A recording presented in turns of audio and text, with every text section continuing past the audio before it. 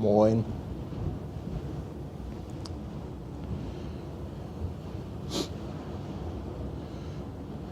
Ich würde sagen, just in time, oder? Der erste Sonnenaufgang der Reise. Ich habe nicht einen Sonnenaufgang in Norwegen gesehen. Ist aber auch nicht so einfach da in den ganzen Bergen. Ja, willkommen bei Hamburg Hafen Live, dem letzten Teil meiner Reise hier auf der Elbe. Wir sind jetzt, weiß ich nicht, ein bisschen haben wir noch, also noch lange nicht in Wedel. Also vom Timing her würde ich sagen, passt das alles ganz gut.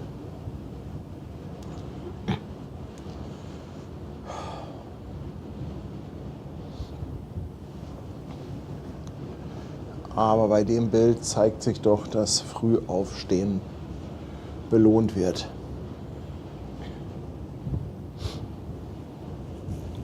Ach, ja, klasse, dass ihr schon wieder dabei seid.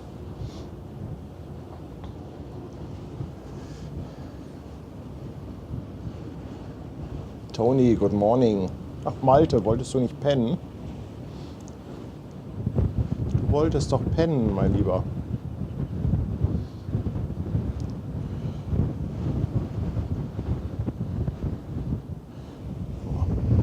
Da hinten endlich mal wieder richtige Schiffe.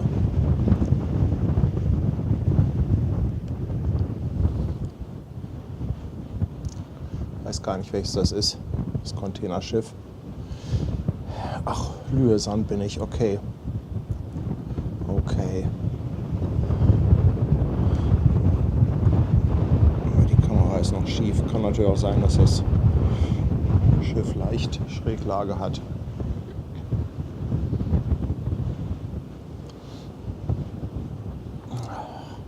Ja, Holgi, danke dir. 2 Euro für sensationell früh. In der Tat, ich konnte natürlich nicht einpennen gestern.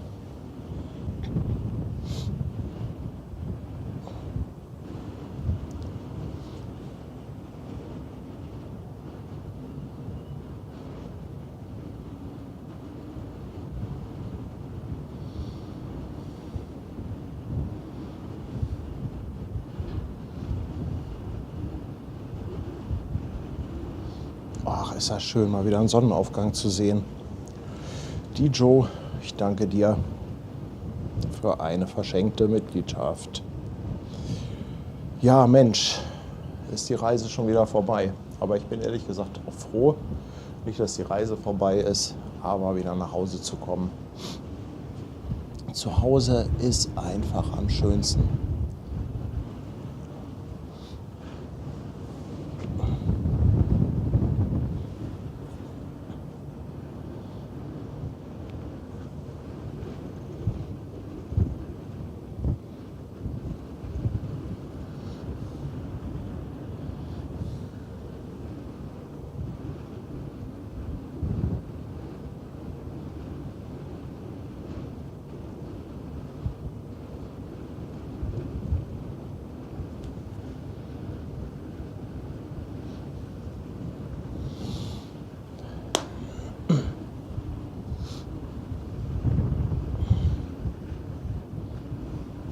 Ja, aber wir haben noch ein bisschen. Also alle, die jetzt noch in der Koje liegen,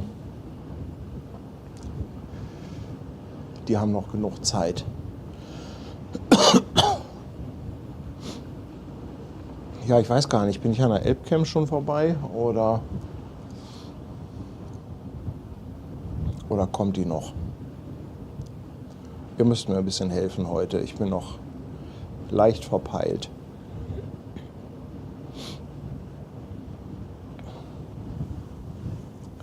Ach, ich freue mich schon auf Tanja, auf die Hunde. Und mir wurde ja eine kleine Überraschung angekündigt nachher, wenn ich ankomme. Ach, Tanja hat gesagt, ich muss nachher noch mal einen kleinen Stream machen.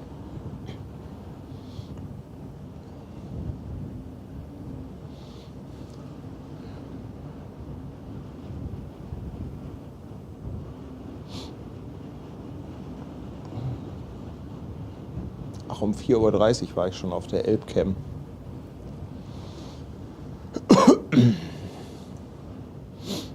Ach, Trixie ist auch da. Trixie, moin meine Liebe. Trixie hat heute Geburtstag und hat sich ein ganz besonderes Horn gewünscht. Gucken wir mal, ob das heute Morgen alles schon so funktioniert. Trixie, Happy Birthday, meine Liebe.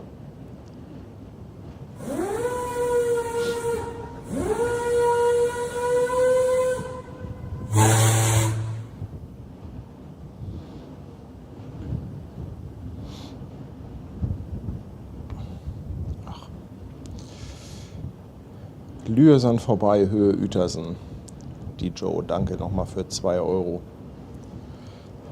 Ja, ich habe schon so eine kleine Vermutung, was die Überraschung ist. Ich habe schon eine kleine Vermutung.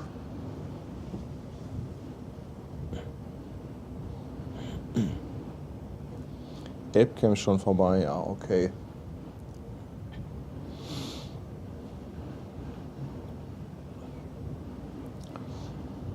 Ist das nicht schön?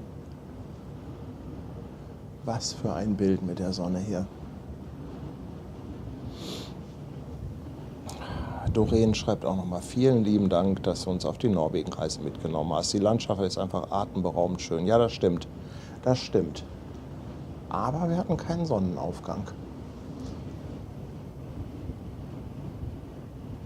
Der fehlte uns so ein bisschen.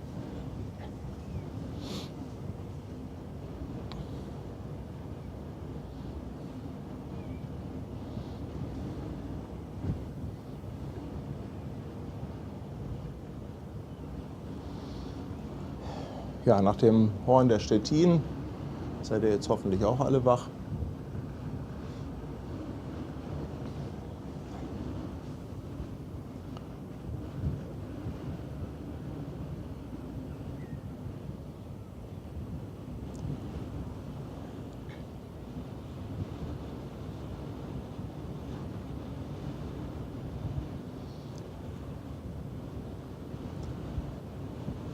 Ist ein bisschen windig, wie ihr vielleicht hört, aber das ist wahrscheinlich in erster Linie Fahrtwind, wenn man sich die Elbe anguckt.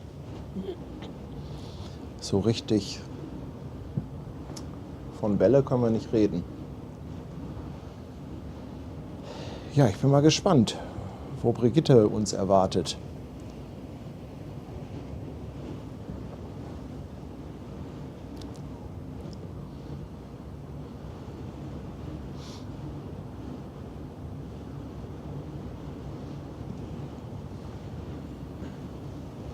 Ach, Seren ist auch schon wach. Mensch, Seren. Die habe ich ja heute Morgen gar nicht gerechnet. Danke dir für die 5 Subs.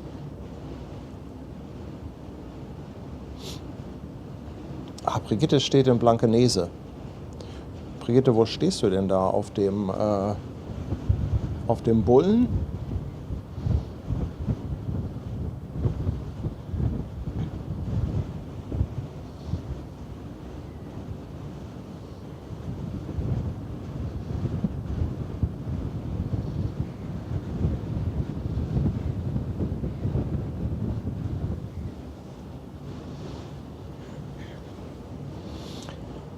Tanja ist auch schon da. Herrlich.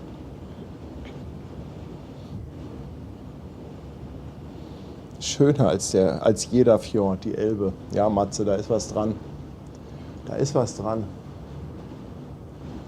Es ist einfach zu Hause. Da hinten sehen wir auch schon das Kraftwerk in Wedel.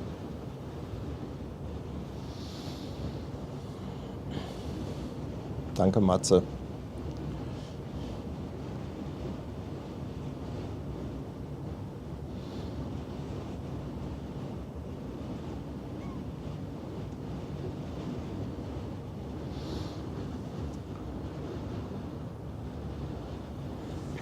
Brigitte.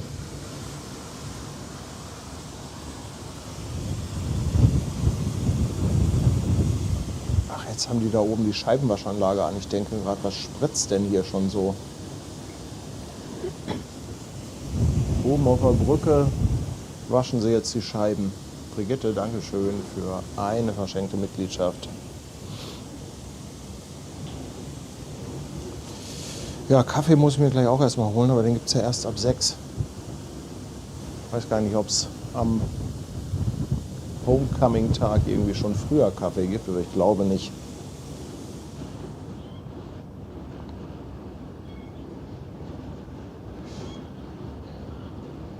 Ja, Tim, Blick auf Airbus werden wir haben, allerdings nicht so ideal, weil das natürlich auf der Steuerbordseite ist.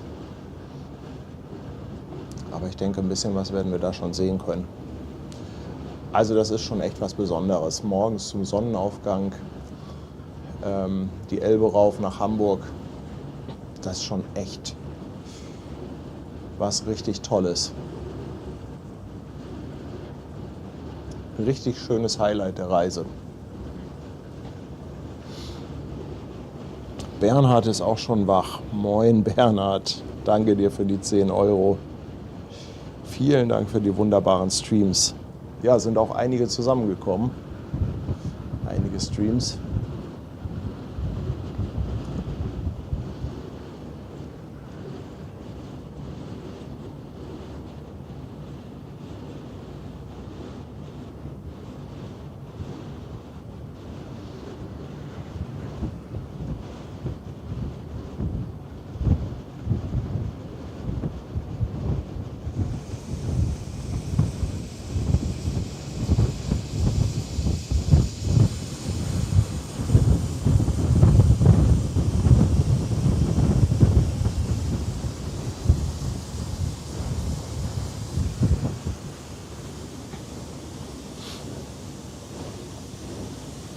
Wasserburg ist auch da. Moin Wasserburg, danke für die 2 Euro, Danny und Anja. Ulrich schickt auch Welcome Back Grüße. Das war eine super schöne Reise. Ja, das stimmt, das stimmt. 10 Euro, vielen, vielen Dank. Schädheit möchte wissen, ob die nächste Kreuzfahrt schon in Planung ist. Nee, aber nicht jetzt, weil ich sage, ich mache keine Kreuzfahrt mehr, aber nee. So schnell muss dann auch nicht gleich die nächste sein, beziehungsweise dann auch erstmal was anderes geplant. Aber die nächste Kreuzfahrt nur mit Tanja. Ja, René schreibt, Costa ist gleich da, die hat uns gestern Abend ja noch überholt. Gestern Nachmittag haben wir auch die Aida Sol getroffen, da war ich allerdings bitterböse enttäuscht.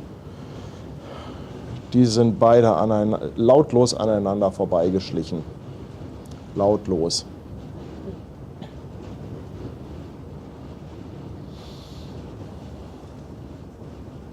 Drei Finger, ja, auf der Aida Prima bin ich.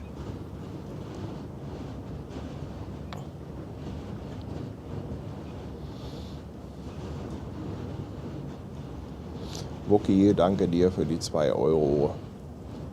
Willkommen to Hus. Ja.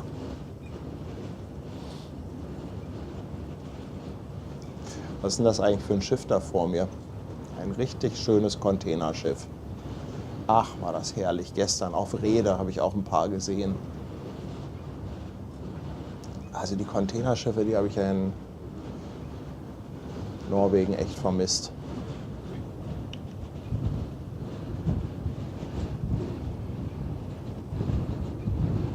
Boah. Ja, die machen auch einen schönen Sunrise-Turn.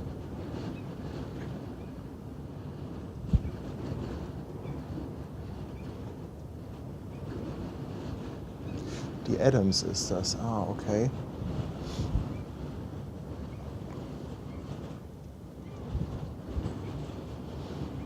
...280 Meter lang, 40 Meter breit.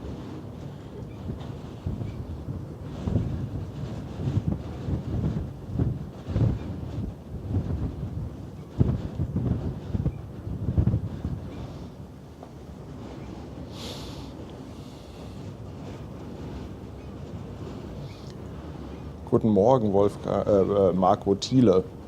Guten Morgen. Morgen. Danke für 8 Monate. Und 5 Euro kommen anonym per PayPal. Danke, danke, danke.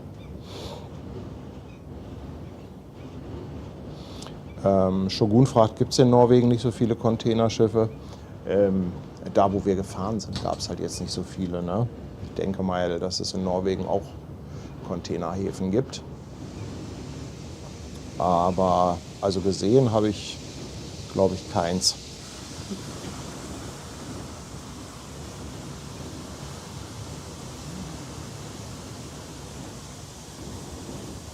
Stefan Voltmar.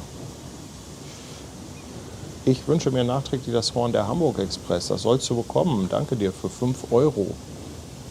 Danke, danke. Die Hamburg Express.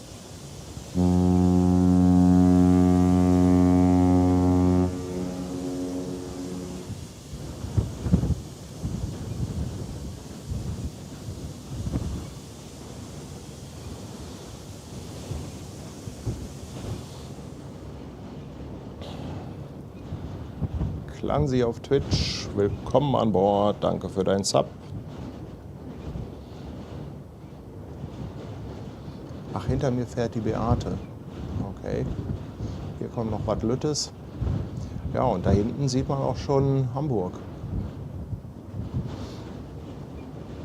Tony, good vibes only and coffee. Ja.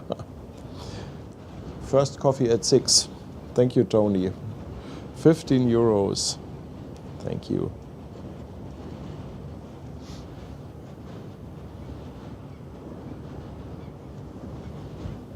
Ach, ist das schön, wenn man so richtig Schiffsverkehr hat.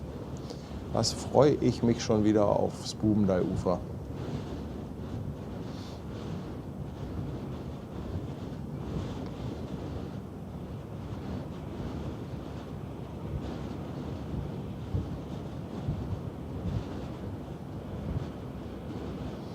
Tim fragt, ob ich mitbekommen habe, was Dienstag mit der Hamburg Express ist. Nee, also ehrlich gesagt habe ich, was das angeht, gar nichts mitbekommen. Was treibt die denn?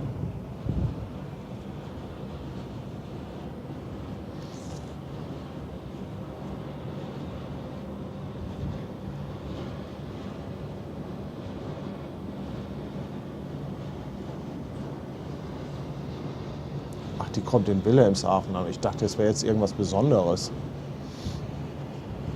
Der Hamburg Express, ja, nee, das ist ja leider jetzt mittlerweile normal, dass der Großteil der 400 Meter Hapag-Lloyd-Dinger nach Wilhelmshaven und Bremerhaven fahren.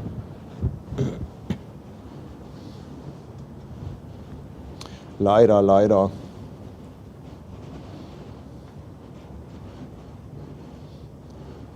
Der Jolle, Dankeschön für 10 Monate auf Twitch.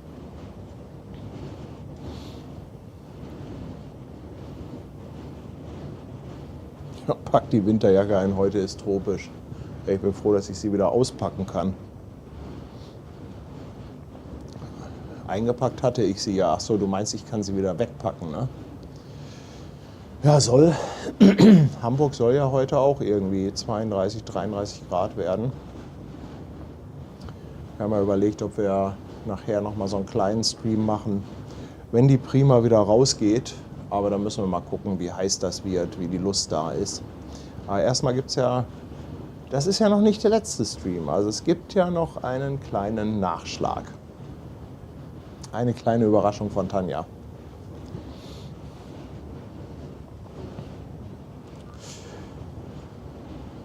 Fünf Subs von Klansi.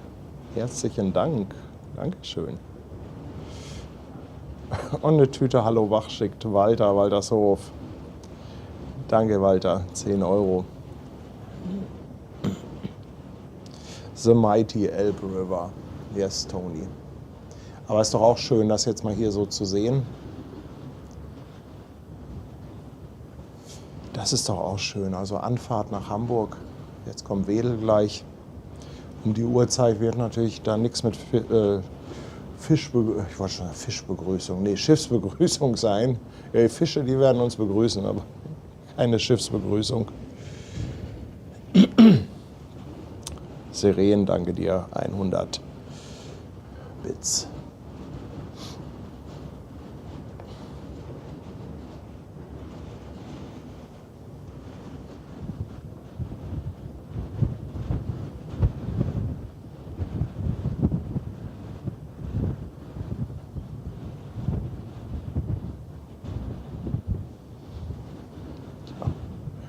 Fischbegrüßungsanlage in Wedel.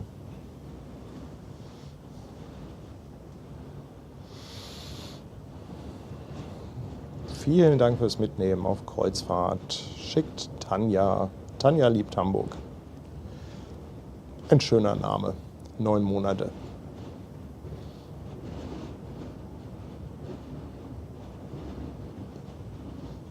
Ja, Brigitte ist das egal, wie früh es ist. Brigitte weckt gleich erstmal Blankenese.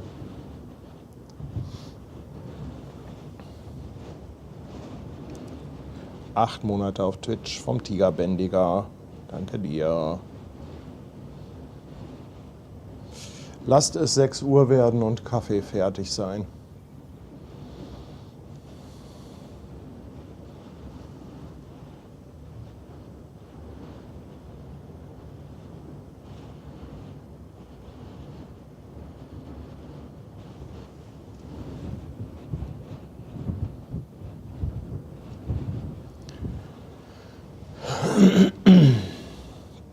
Seren nochmal mit 100 Bits, danke. Und der Schwarzbart Jürgen auch nochmal 200 Biddies. In Form von Hunden, dass Paddy sich schon auf seine Hunde daheim freuen kann. Ja, da freue ich mich wirklich drauf. Ach, die Hunde, die freuen sich auch immer so. Das ist einfach so schön, wenn Hunde sich freuen, dass man wieder nach Hause kommt. Das ist einfach echt so klasse.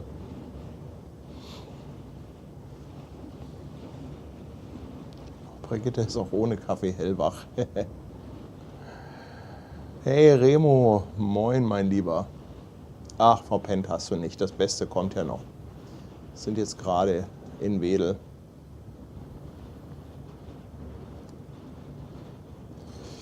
Brigitte, wie schaffst du das? Morgens ohne Kaffee und dann so eine Party.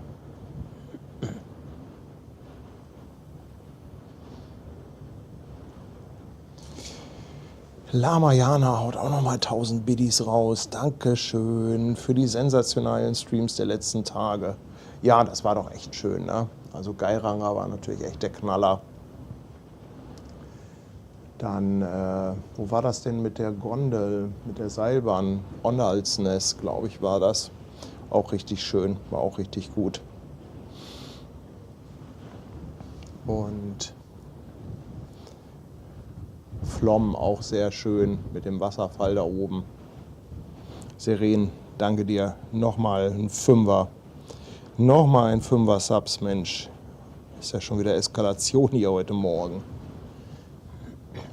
Ja, sorry, meine Stimme braucht noch etwas, bis sie eskaliert, aber das kommt gleich, wenn ich in Hamburg bin. Oh, Brigitte hat einen Kaffee mit Thermosbecher und könnte den rüberwerfen. Ja, Brigitte, schwimm doch rüber. Brigitte, du brauchst eigentlich statt Fahrrad, brauchst du so ein kleines Boot wie Willi.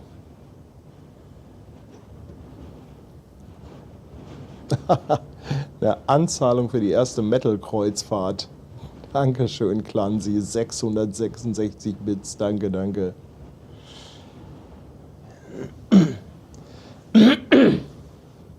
Ja, der Frosch ist auch schon da. Hat sich in meinem Hals breit gemacht.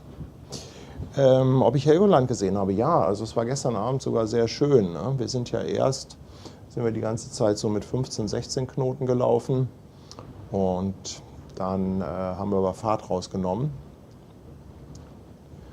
Sind eine ganze Zeit lang so mit rund 8 Knoten gefahren. Schön langsam an Helgoland vorbei. Da wurden wir dann auch irgendwo von der Costa überholt, die ja vor uns ist. Die müsste eigentlich jetzt gleich in Hamburg sein. Nee, war richtig schön. Helgoland, waren einige Containerschiffe auf Rede da draußen. Die Neuwerk lag da, glaube ich, auch irgendwo. Hatte zumindest Andi mir geschrieben. Ja, Brigitte, Brigitte, probier doch mal, wenn du ins Wasser springst, ob du von der Prima gerettet wirst. Brigitte möchte gerne in die Mopo und ins Abendblatt.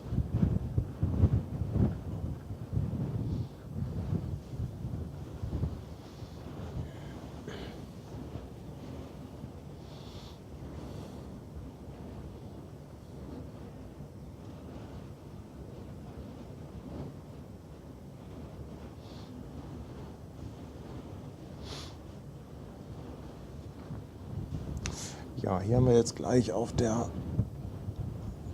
Backport-Seite Wedel. Da ist auch der Beach Club. Ich weiß gar nicht, ob man so viel erkennen kann. Ist alles schon heftig im Gegenlicht.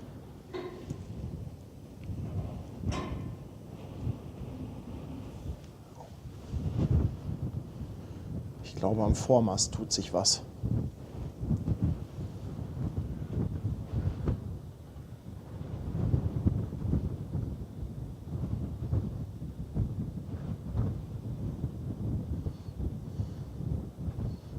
Da ist doch jemand.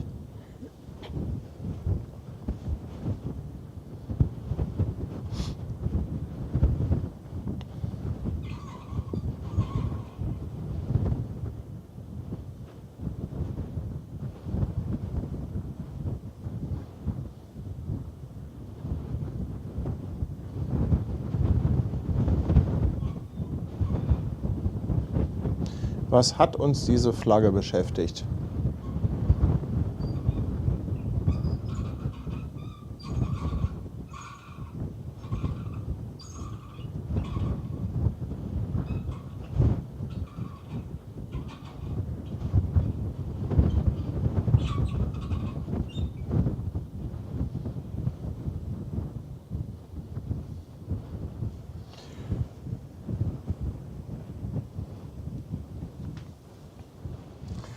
Hier ist ein sehr schöner Beachclub.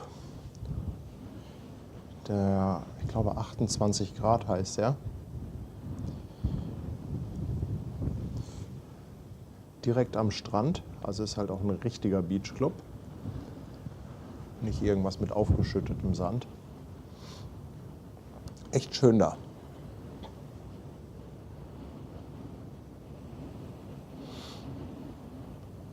Moni schickt auch nochmal ein Dankeschön mit 5 Euro Superchat. Sehr, sehr gerne. Sehr, sehr gerne.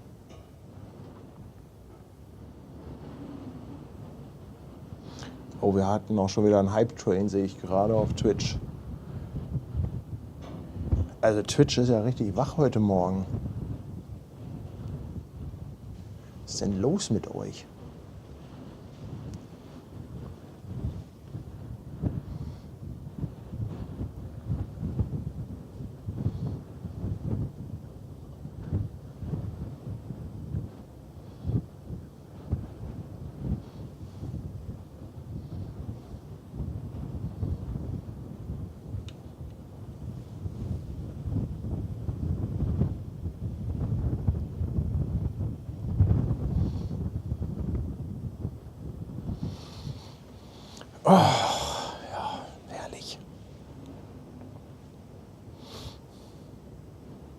Ja, YouTube auch, also 1000 Zuschauer. Das ist echt hier der Breakfast Club. Der Frühaufsteher-Club. Obbo, willkommen an Bord. Danke für dein Prime.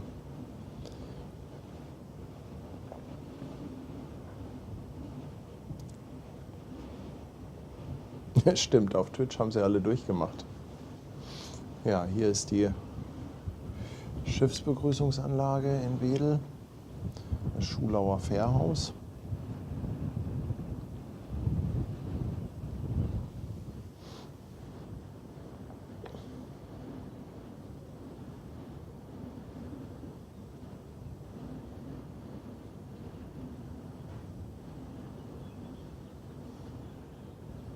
Aber natürlich um die Uhrzeit noch ruhig.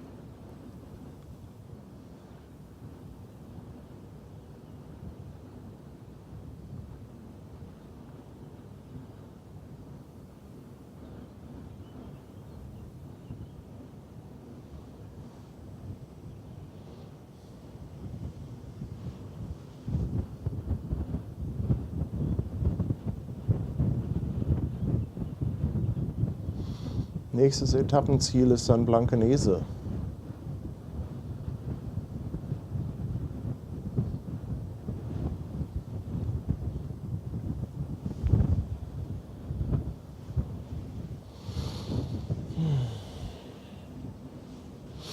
Willkommen zu Hause, lieber Paddy. Vielen Dank für diese sensationellen Bilder aus Norwegen.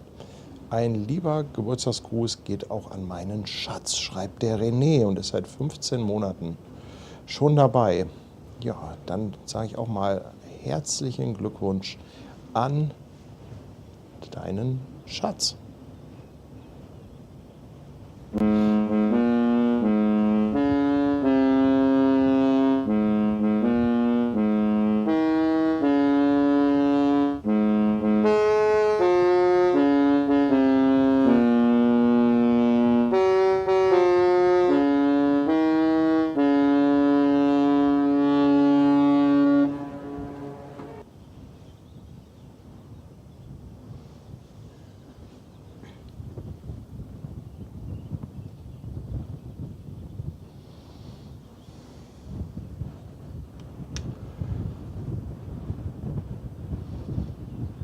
San Diego ist auch dabei. Moin Jennifer. Und danke für deinen Sub.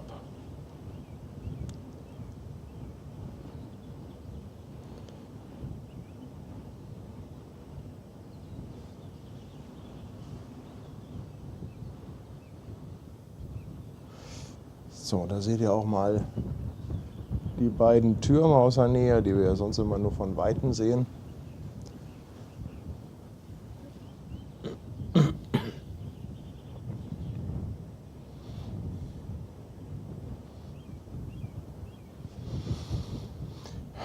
Ob Ebbe ist? Ja, würde ich sagen.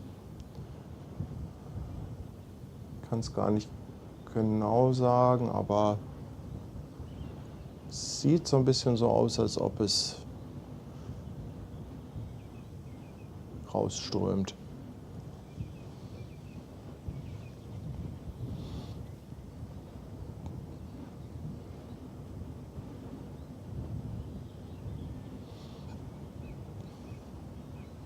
Ja, Stefan. Schlepper haben definitiv im Stream gefehlt. Keine Schlepper beim Anlegen gehabt.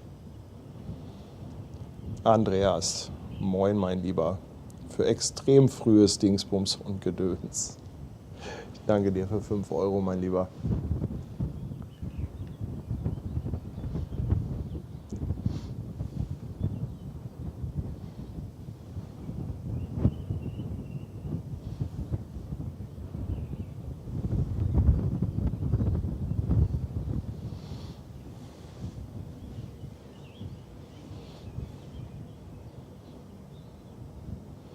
Ach, guck mal, Silke schreibt, ihr Mann und sie schauen aus dem Bett vom Gin Hotel zu.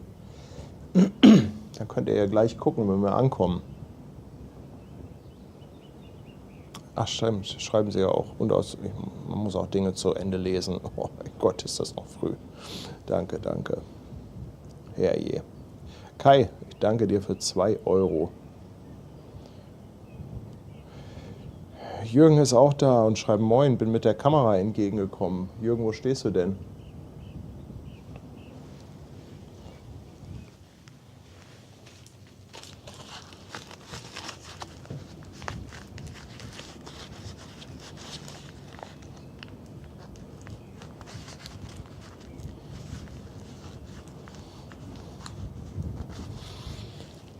Ja, alle, die später dazu gekommen sind, es gibt wohl noch eine kleine Überraschung nachher. Tanja hat gesagt, ich soll nachher noch mal den Stream anschmeißen. Ich habe noch mal ein bisschen was vorbereitet. Wann genau, weiß ich nicht, aber dann, wenn ich von Bord gehe. Also ich werde wahrscheinlich zusehen, dass ich relativ früh von Bord komme, gleich so gegen 8, kurz nach 8. Und dann gibt es noch eine kleine Überraschung. Seid gespannt. Ich habe schon eine Vermutung, was es ist. Ich habe da schon so eine Vermutung.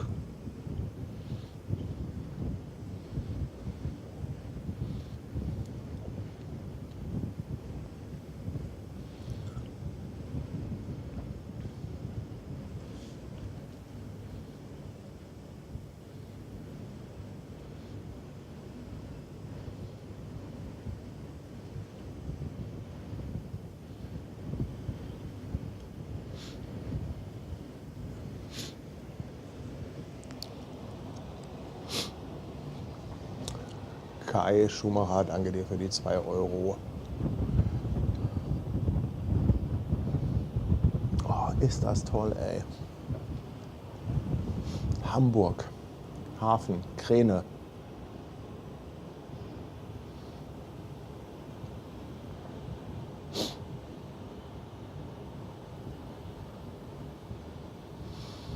Brigitte sagt, Hamburg-Flagge hängt oberhalb vom Fähranleger. Beim Bilderrahmen bist du. Oh, ich weiß gar nicht, ob ich dich da sehe. Da bist du, glaube ich. Ja, gucken wir mal. Schauen wir mal. Ja, der Zoll wartet als Überraschung. Ich habe aber gar nichts. Ich habe nichts großartig eingekauft. Nur so ein bisschen Tinnef. Micha, danke dir. Eine verschenkte Mitgliedschaft.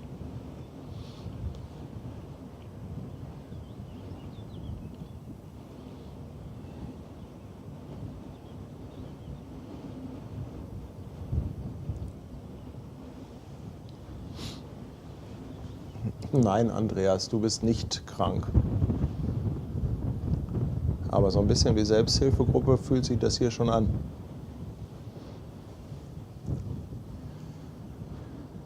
Oh, ihr könnt euch gar nicht vorstellen, was das für ein Gefühl ist, hier morgens zum Sonnenaufgang nach Hamburg reinzuschippern, da hinten den Hafen zu sehen.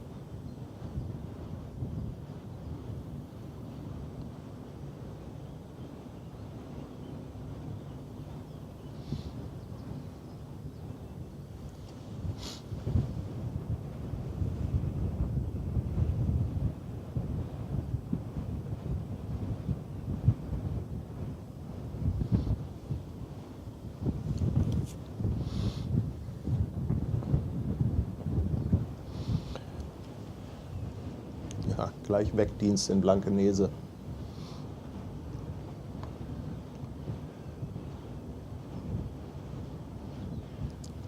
Oh ja, Bausi, jetzt Hamburg meine Perle. Das wäre was.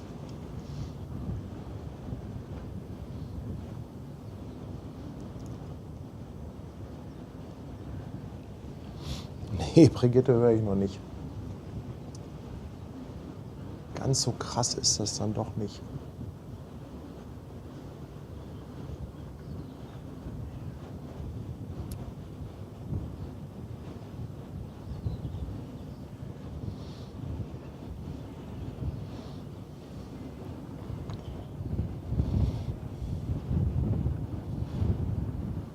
Ja, also Ben und Kirsten, die warten definitiv nicht, weil die beiden, die haben sich eine kleine Auszeit am Wochenende genommen. Die sind auch irgendwie an der See. Andi ist aber frech, dass du dir schon einen zweiten Kaffee holst.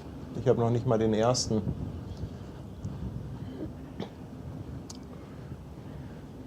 Ich hoffe, ich habe da gleich Zeit zu, mir den zu holen.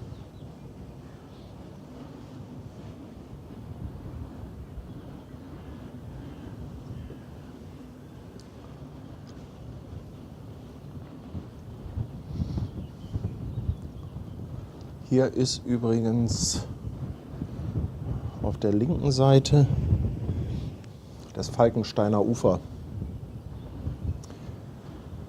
Auch sehr schönes Ziel zum Spazierengehen, zum am Strand liegen. Grillen darf man da auch.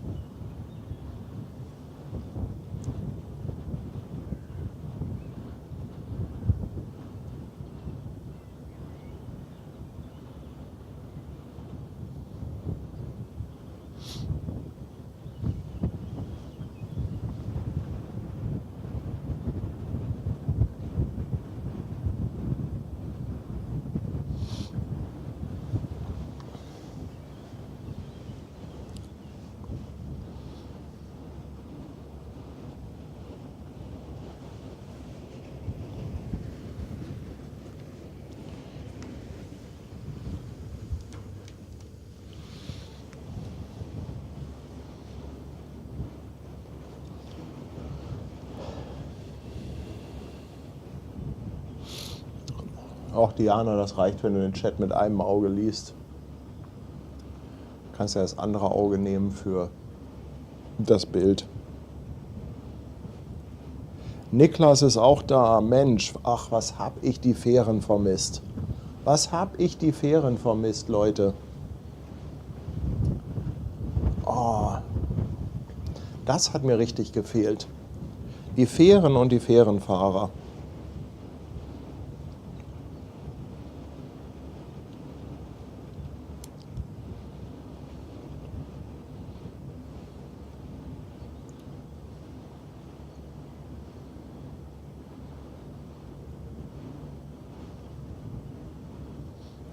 Oh, Niklas fährt gleich die erste 62. Mensch, vielleicht geht sich das ja aus.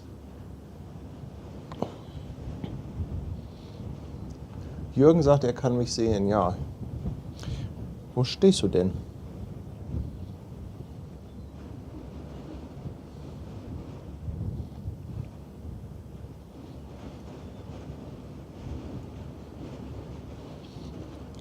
Oh, Niklas kommt sogar mit der Wilhelmsburg. Das weckt ja, Muttergefühle in mir.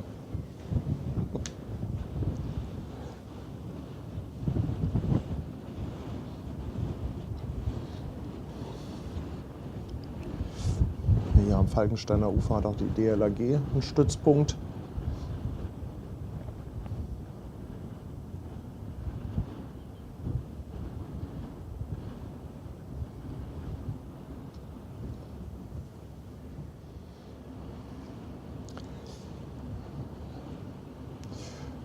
Wolfi, ich weiß das noch nicht, ob wir heute Abend noch mal einen Stream machen, wenn die AIDA wieder rausgeht. Passen würde es ja. Aber es sollen irgendwie 33, 34 Grad werden.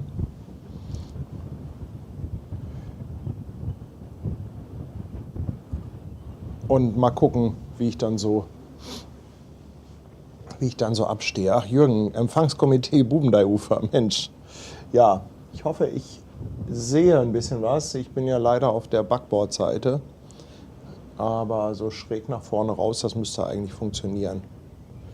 Ach, Tanja hat es auch noch mal geschrieben, Bubendeiufer, ja.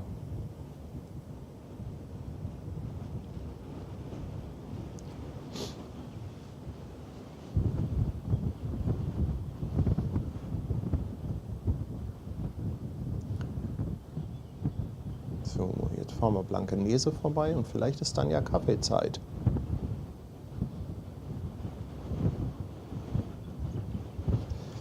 Wäre natürlich ein schöner Abschluss, nochmal das Auslaufen.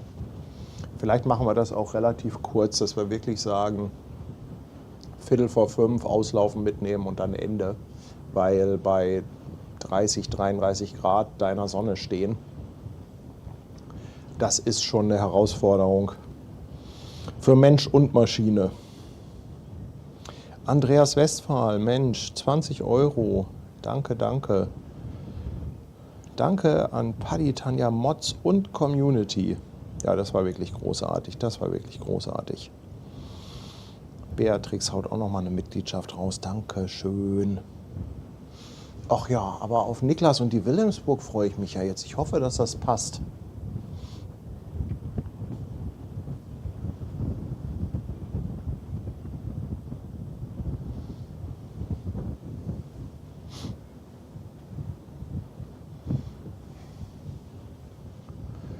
Richtig, die Drohne will auch mal wieder raus. Knopperspraline schreibt Auslaufen 18 Uhr. Geht die heute erst um 18 Uhr raus? Ich habe gar nicht nachgeguckt. Ich war jetzt bei 17 Uhr. Weil die AIDAs eigentlich immer um 17 Uhr rausgehen. In letzter Zeit, aber kann natürlich sein, dass es heute mal 18 Uhr wird. Ich muss mir das nachher mal angucken.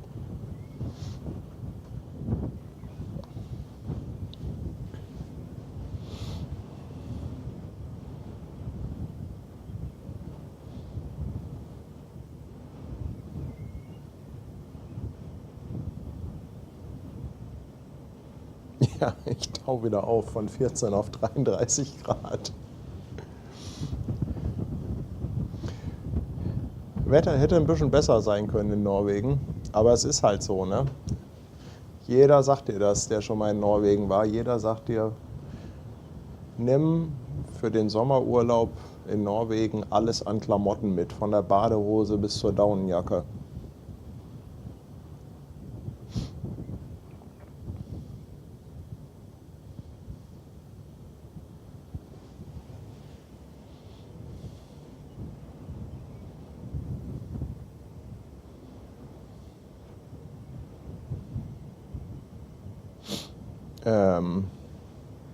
MG, mein Fazit der Reise, das haben wir gestern aufgenommen.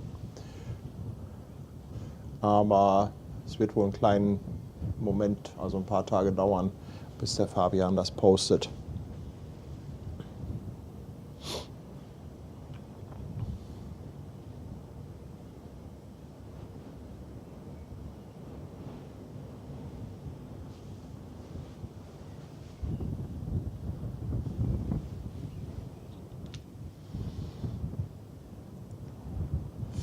Langsam nähern wir uns Blankenese.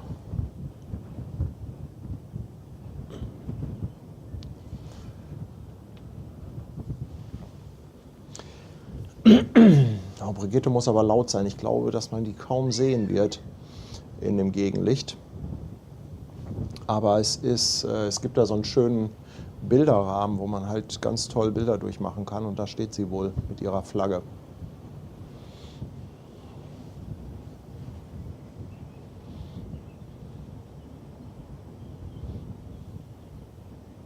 Niklas fährt jetzt los von den Landungsbrücken. Ja, hoffen wir mal, dass du nicht vorher in Finkenwerder bist. Oh, Fairplay 95 kommt mir auch entgegen. Ach, ist das schön. Das ist ja Heimat, ey. Wilhelmsburg, Fairplay 95, Brigitte. Könnte ich ja glatt sentimental werden.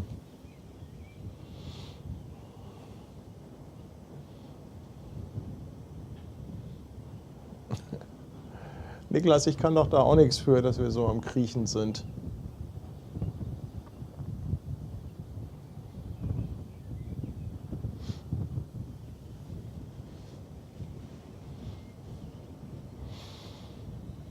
Nee, MSC-süchtig. Das Fazit, das postet Fabian bei sich. Das macht ja auch keinen Sinn, das irgendwie auf 2 Kanälen zu haben.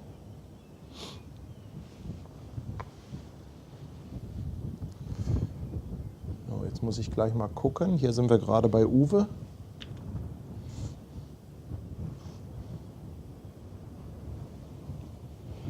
Das ist ja hier dieses kleine Wrack, was in Blankenese liegt. Und dann ein Stückchen weiter ist der Anleger und da müsste Brigitte stehen. Tony, thank you for one gifted membership. Ach, Brigitte hat die Flagge da aufgehangen beim Bilderrahmen. Sie selbst kommt runter zum Fähranleger. Okay.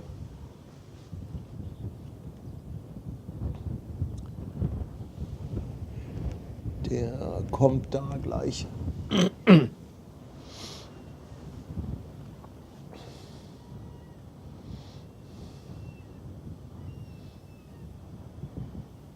Ach, die MSC Gysi kommt uns noch entgegen. 366 Meter. Ha, herrlich. Ja, so ein richtig schönes Containerschiff zum Anfassen. Koala Bär, das Wrack heißt Uwe. Kannst du mal googeln, Uwe Wrack Blankenese, da müsstest du eigentlich was finden. Jetzt ist gerade die Sonne so ein bisschen weg, vielleicht kann man da etwas mehr erkennen. Ja, bei Ebbe sieht man das natürlich besonders gut. Also um nochmal die Frage zu beantworten, ob Ebbe ist, ja.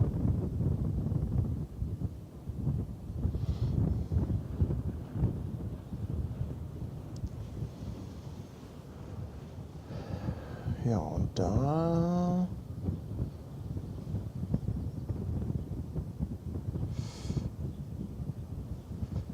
kommt der Anleger Blankenese.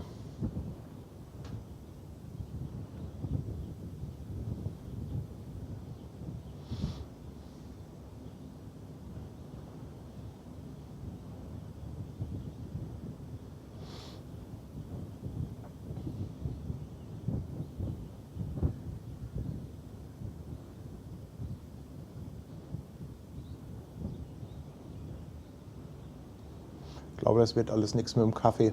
Alles viel zu spannend hier heute Morgen.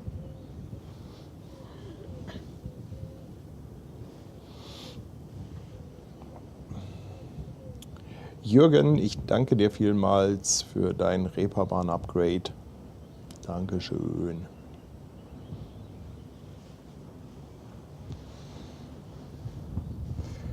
Beate verfolgt uns auch. Ach Mann, das ist so schön, wenn man diese Schiffe auch alle kennt. Das ist echt schön.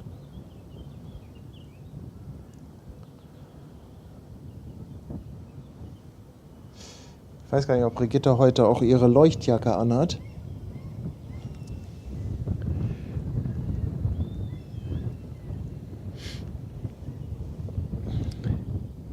Ja, warte mal, ich habe doch hier noch so ein bisschen Digital-Zoom.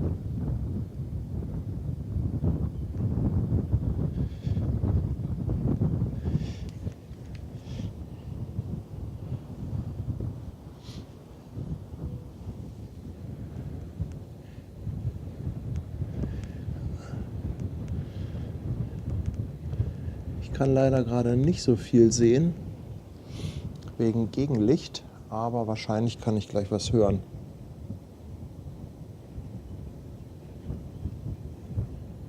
Doch, da sehe ich was. Da sehe ich doch was. Ach, da ist doch die Flagge. Da ist die AIDA-Flagge. Brigitte ist da. Moin, Brigitte, meine Liebe. Man sieht sie, man hört sie, aber es ist heute auch Premiere, dass man sie erst sieht und dann hört. Das hat man auch selten.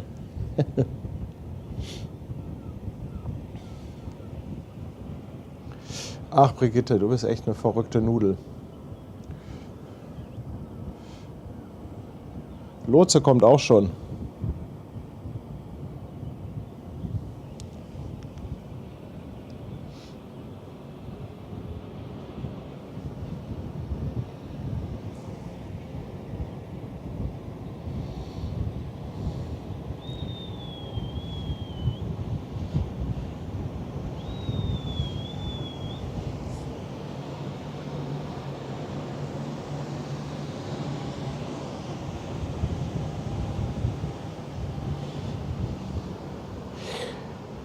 Da ist die Flagge, die AIDA-Flagge. Auch mit einer ganz besonderen Geschichte dahinter. Wer das nicht kennt, ist schon lange her. Da ist Brigitte ihre Flagge versehentlich in die Elbe gefallen. Und dann hat tatsächlich jemand aus der Community ihr eine neue gedruckt. Das war richtig süß.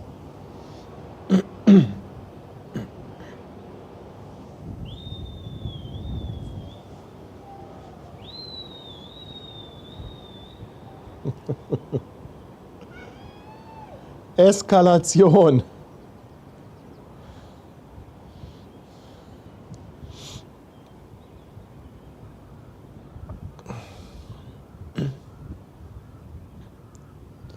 Ist das niedlich.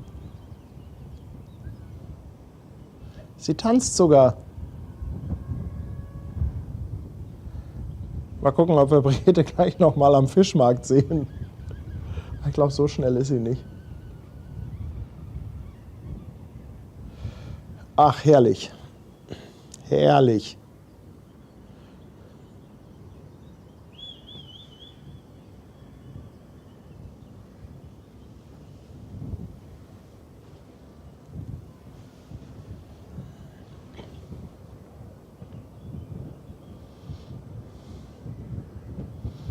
Hamburg ist jetzt auch schon richtig nah.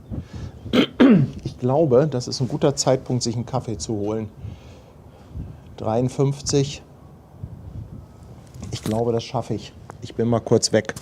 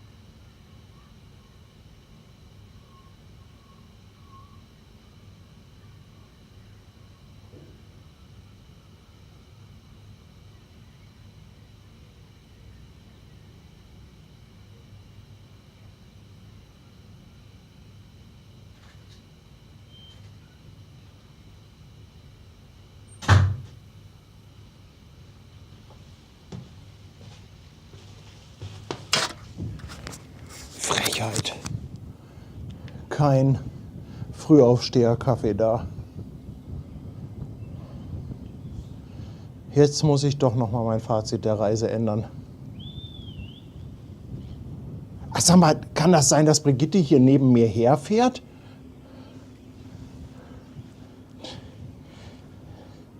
Die verrückte Nudel. Irgendwo habe ich doch da was Oranges gesehen. Das ist doch nicht zu fassen. Jetzt heizt die wie eine Irre hier an der Elbe lang. Seht ihr, das Orange, das ist Brigitte. Also...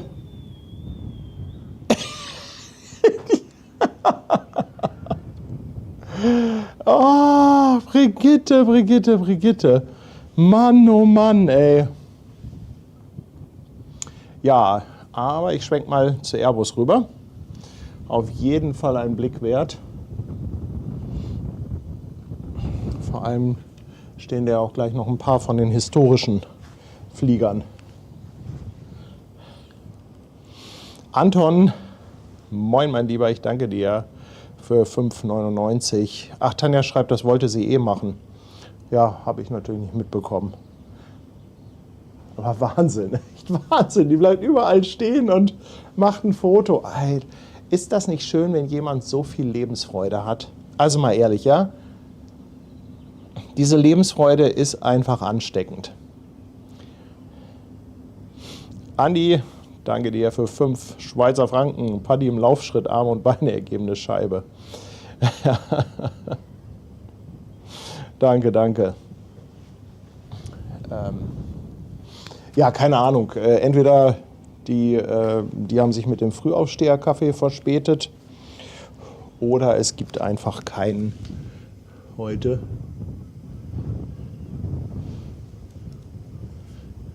Wer weiß.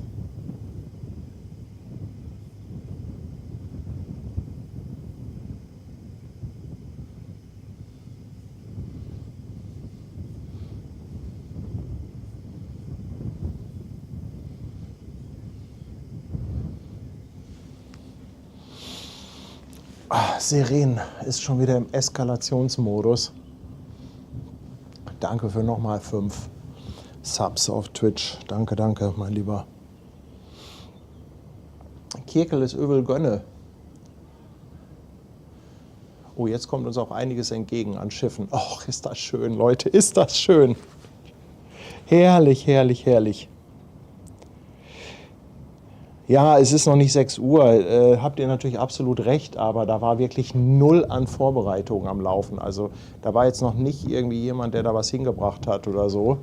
Keine Ahnung, ist jetzt auch nicht so dramatisch. Ist jetzt nicht wirklich schlimm. Geht auch mal ohne Kaffee.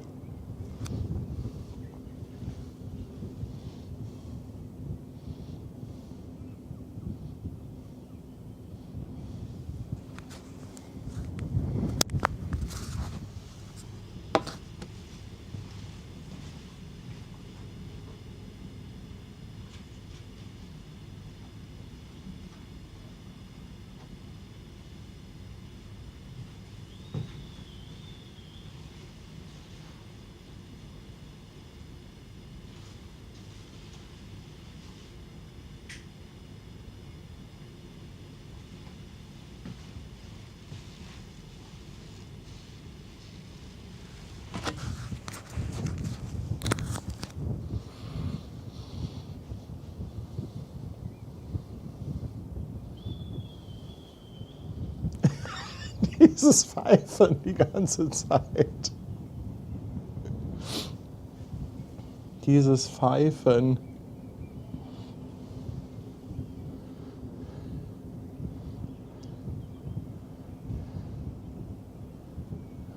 Ah, Janni, nach Hause kommen ist einfach schön. Nach Hause kommen ist einfach der Knaller. Moin Peter, danke für 5,99.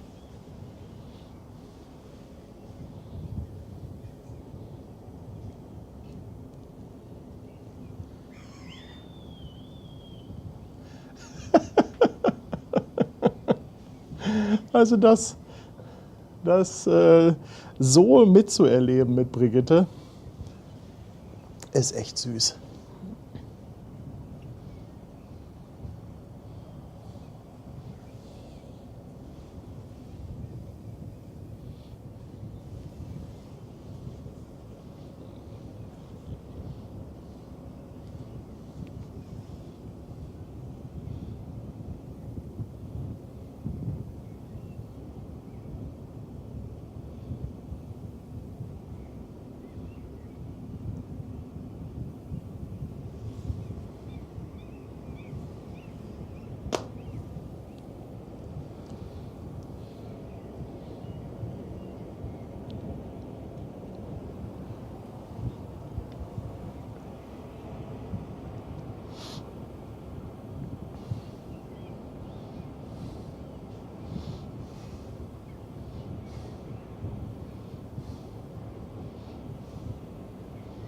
Jetzt geht es auch Schlag auf Schlag.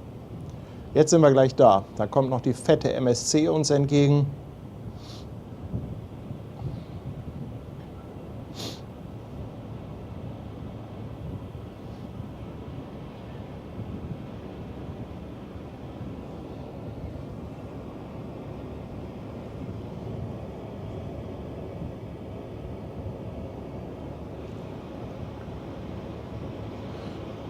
Oh, Seren kommt nach Hamburg, ja.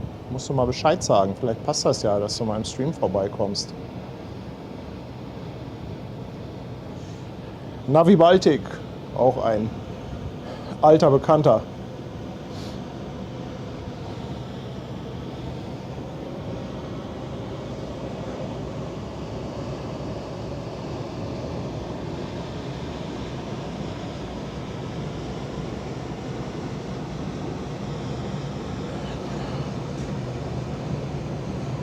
Niklas sieht mich auch schon. Ich hoffe, das geht sich aus.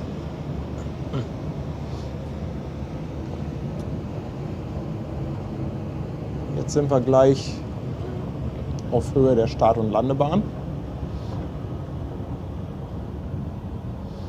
von Airbus. Ja, Seren, muss ich mal vorher melden. Jürgen kommt ist auf der Wilhelmsburg. Ach Jürgen, wie cool ist das denn?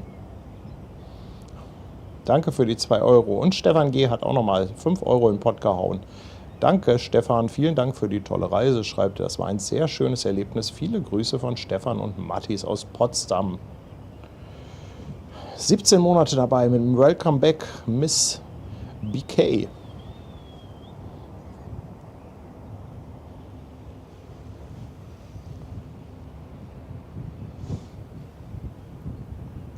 Sonntagmorgen um die Uhrzeit gibt es auf jeden Fall keinen Beluga. So viel kann ich schon mal sagen.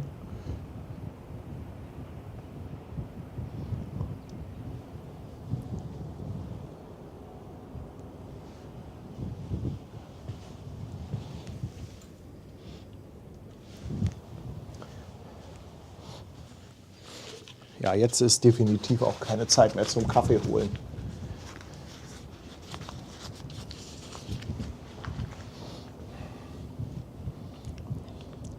Janni, ich danke dir für die verschenkte Mitgliedschaft.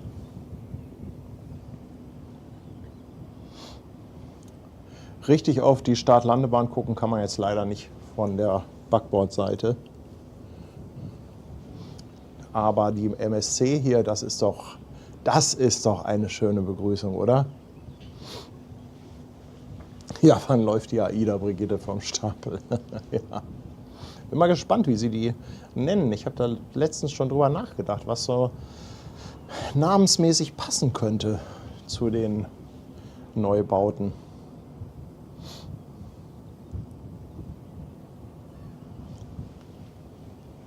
Oh, ich glaube, da muss ich jetzt aber mal ein Foto machen. Stimmt, es ist auch wieder Fischmarkt.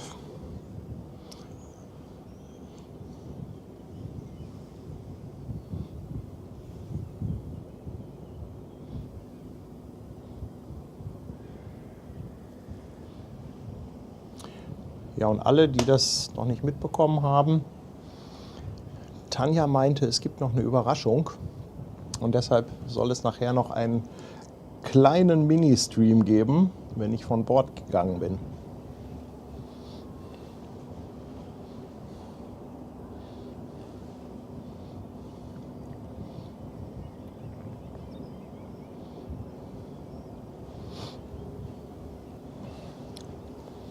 MSC Gysi.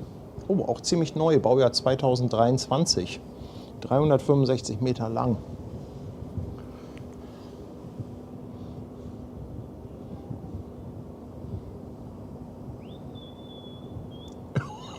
Und es pfeift wie verrückt.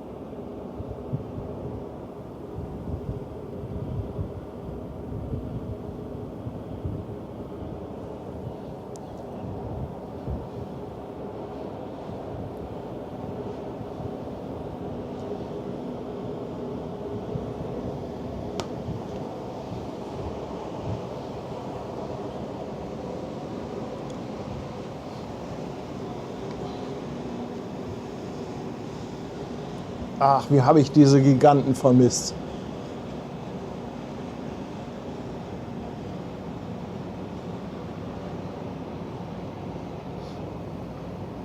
Boah, das ist echt, wenn man auf dem Schiff ist, kommt einem das richtig nah vor. Mega, sensationell. MSC, das hätte doch nicht sein müssen, die Begrüßung. Danke, danke.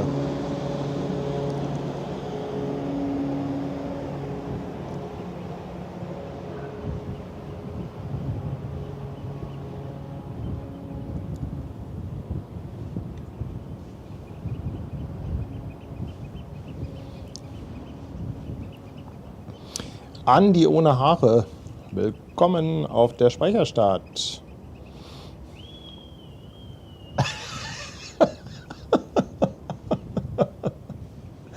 Ich kann jetzt leider überhaupt nichts sehen. Brigitte steht voll im Gegenlicht. Jetzt sind wir hier in Teufelsbrück.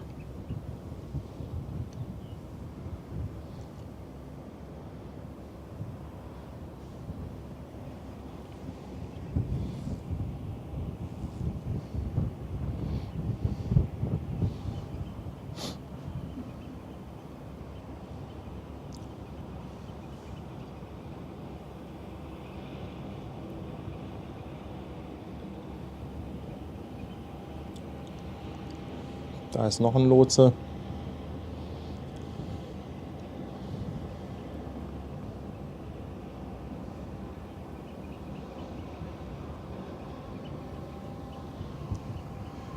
Aber ich glaube, da habe ich auch Niklas gerade gesehen. Wenn ich das richtig sehe, ist er aber gerade abgebogen nach Finkenwerder. Ist das Niklas? Ja, müsste er eigentlich sein, oder? Aber vielleicht sehen wir ihn noch mal, wenn wir am Fischmarkt einparken. Wir müssen ja drehen. Und dann geht es ja rückwärts ran.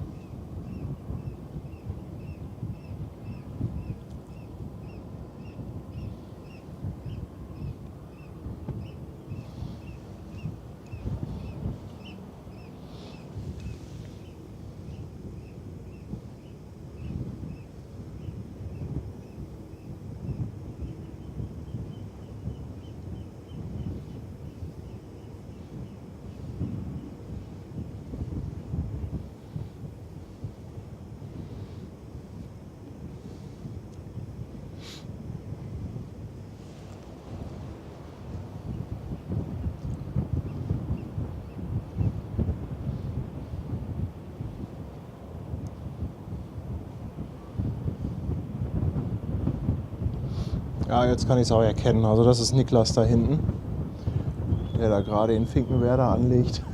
Brigitte gibt alles. Ja, man kann sie leider im Gegenlicht nicht sehen. Ich kann es noch einmal versuchen. Vielleicht erkennt ihr sie ja. Doch, ihr müsstet sie sehen, ne? So ein kleiner oranger Punkt da hinten am Ufer. Boah, was die für ein Sportpensum drauf hat. Ja, genau, Martin. Ja, Brigitte mit 9 Knoten. So, und am Bubenlei-Ufer, da steht, glaube ich, der Jürgen. Hier ist es. Seemannshöft mit der Lotsenstation.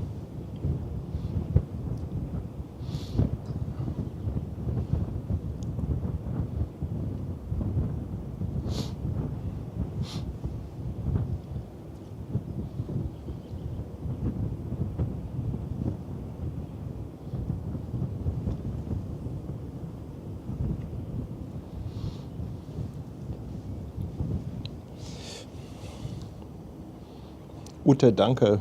2 Euro nochmal. Danke, danke. Ja, eine orange Flummi. Aber ich glaube, wenn sie die orange Jacke nicht angehabt hätte oder anhaben würde, dann hätte ich keine Chance gehabt, sie zu sehen.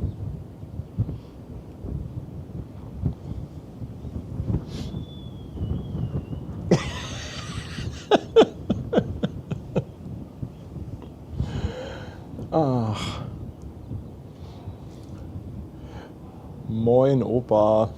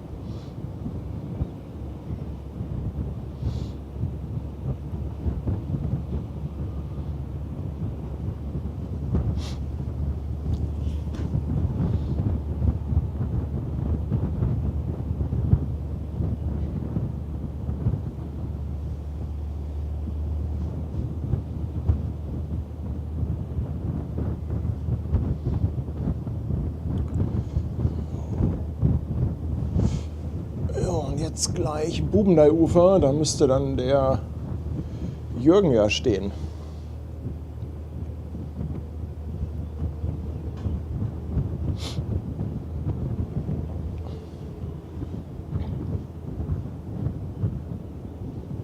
Niklas gibt Gas.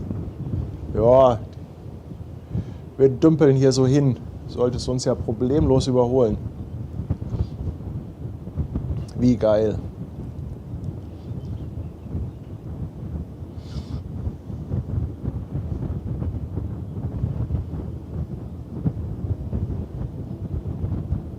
Ja, Jürgen, genau. Brigitte braucht noch einen Mast am Fahrrad für die Fahne. So hinten dran. Ja, das wäre was. Jetzt kommen wir zum Bubenlei-Ufer. Leider nicht ganz so ideal zu sehen. Oder ist der Jürgen vielleicht auf der Fähre geblieben? Das habe ich jetzt nicht mitbekommen. Der war ja auf der Fähre. Vielleicht ist er auch drauf geblieben. Oder wollte er aussteigen? Ich kann leider gerade nichts erkennen.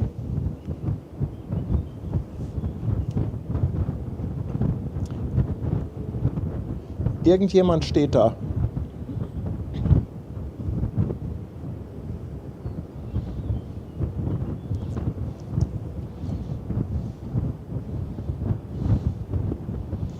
Irgendjemand steht da.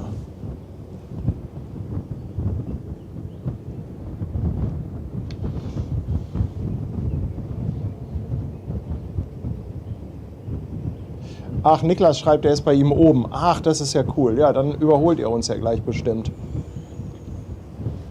Das ist ja cool. Rea, Dankeschön für 100 Bits. Ja, schön. Endlich wieder Hamburger Hafen. In der Tat. Ganz lieben Dank für alles auf dieser super schönen Reise. Schickt der Ulrich mit 10 Euro. Danke. Ach ja, und Kirkel ist in Övelgönne. Kirkel hat aus Övelgönne natürlich das Licht schön im Rücken. Der kann uns super fotografieren. Gucken, ob ich ihn erkennen kann.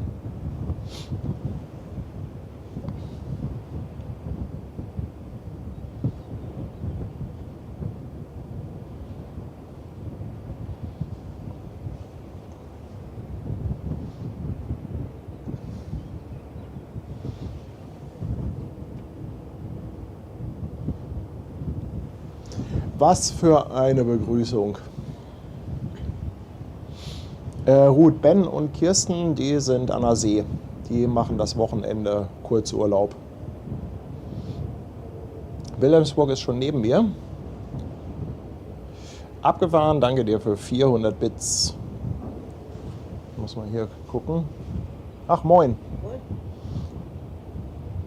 Da müsste gleich eine Fähre kommen auf der Seite.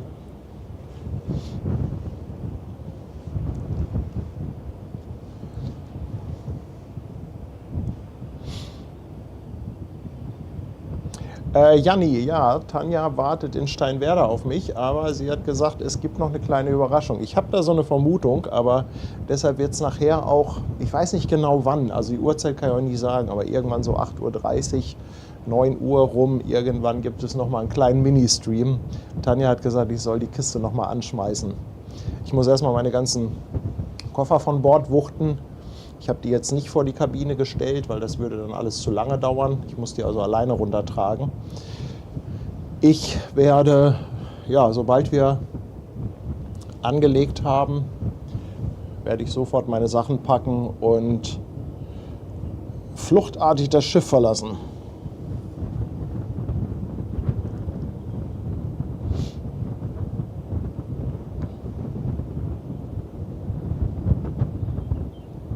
Abgefahren, nochmal 100 Bits, Dankeschön. Und Manuela schickt 2 Schweizer Franken. Danke, Manuela. Ach, ist das nicht ein schöner Anblick? Waltershof. Was für ein schöner Anblick.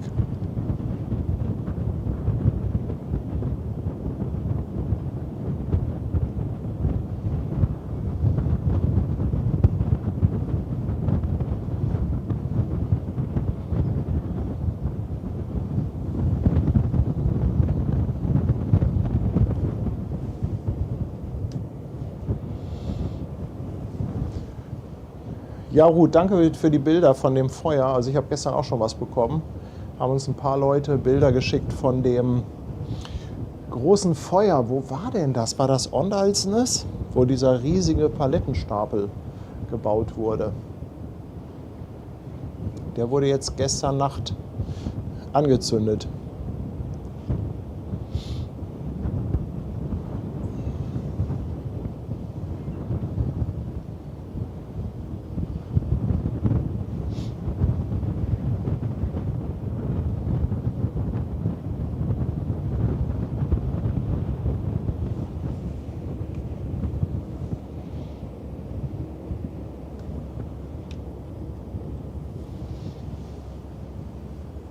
Ach, Orlesund war das. Ah, okay. Ja, ich muss gestehen, ich bin schon mit den Häfen durcheinander. Ich glaube, das muss ich mir nochmal genau angucken.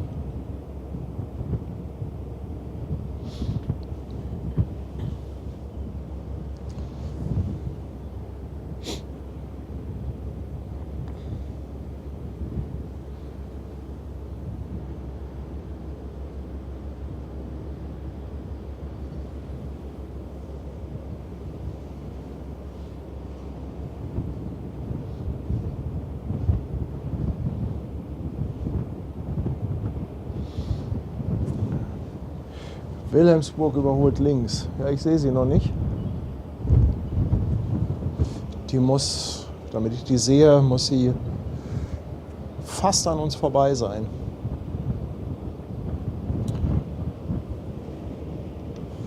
Aber da vorne ist Övelgönne, die Schlepperbrücke mit den Fairplay-Jungs.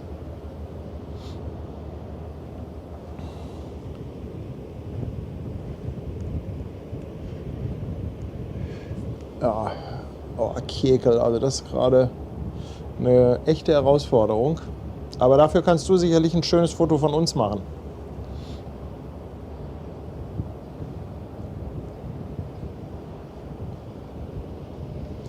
Gleich gucken, wenn die wirklich an der Seite sind, dann geht das mit dem Licht vielleicht etwas besser.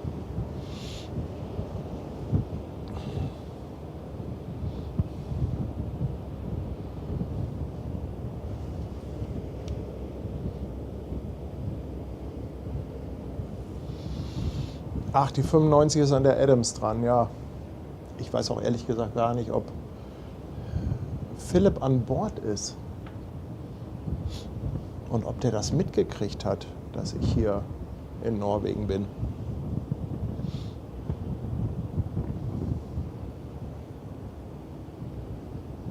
Oh nein, Niklas hat mit der Ebbe zu kämpfen, sagt er. Ja, der muss natürlich in Övelgönne anlegen. Aber Niklas, dann vielleicht, wenn wir drehen vorm Fischmarkt.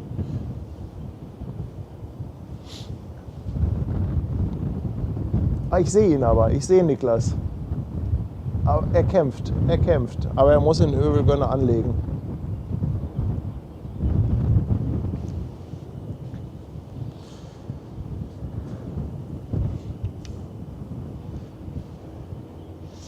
Ja, wir legen in Steinwerder an, Seren.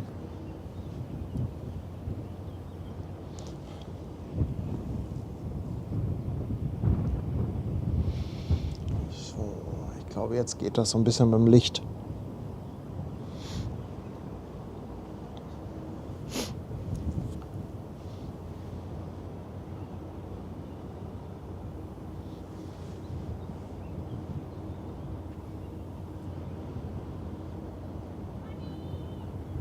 Da ruft jemand.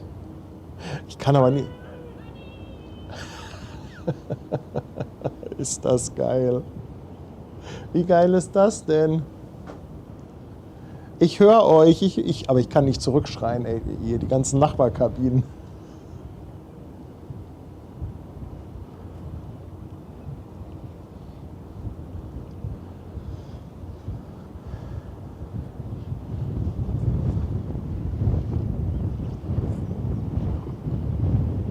Da ist Niklas. Der kriegt uns aber am Fischmarkt. Wenn wir drehen.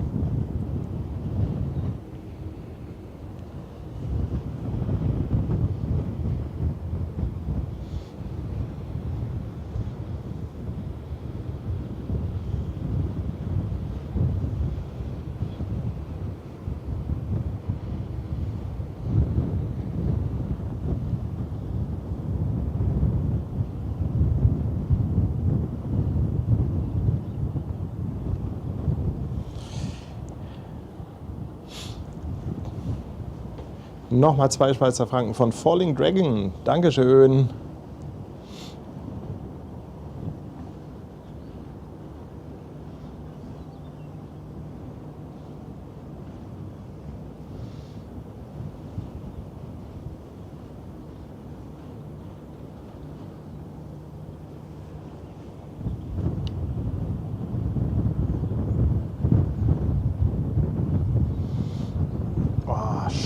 Schlepper.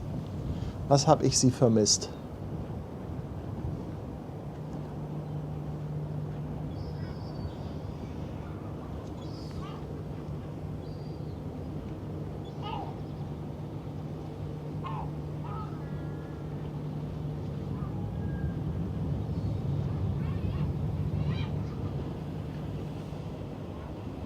Hansi ist auch wach. Moin Hansi, danke für 2,49.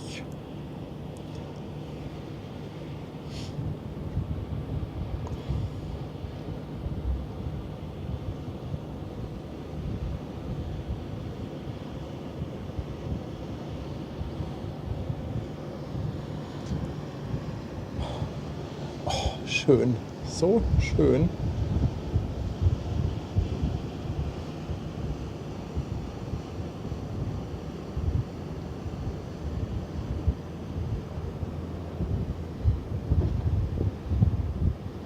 Da, die 96 ist auch da, Peter ist da.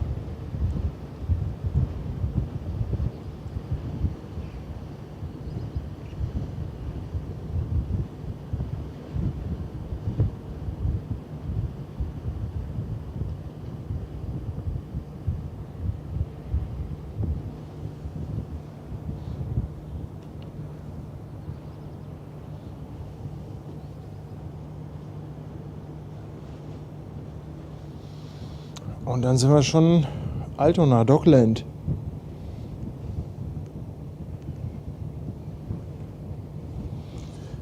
Da liegt schon die Costa Fabulosa.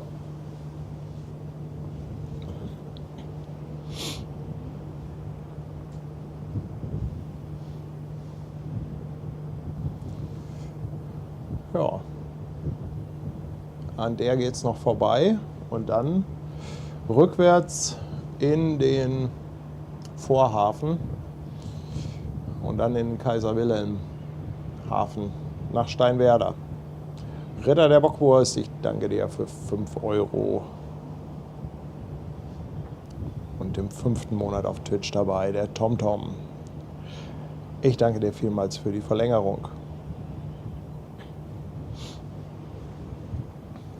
Da hinten fährt Brigitte. Das ist echt nicht zu fassen.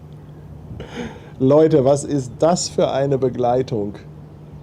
Demnächst könnt ihr übrigens Begleitfahrten für AIDA auf Brigittes Gepäckträger buchen.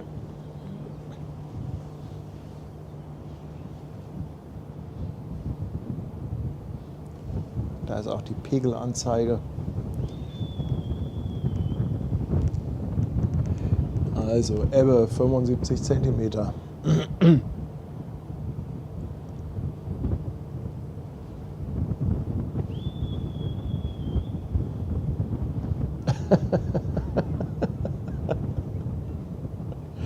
Völlig verrückt, völlig. Ach, Kirkel springt auch noch auf bei Niklas.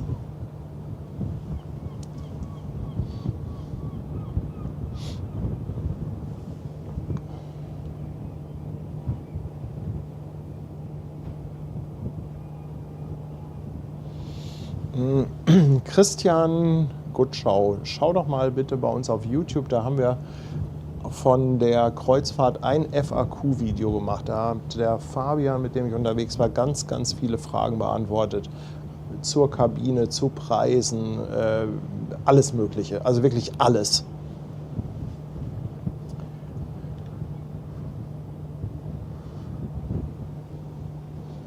Da unten winkt doch auch jemand, oder?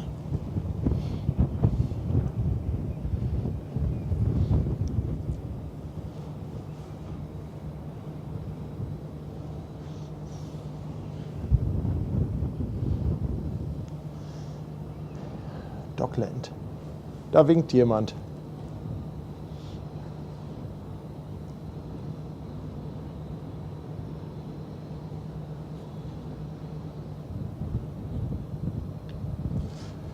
Vielleicht winken die auch gar nicht mir.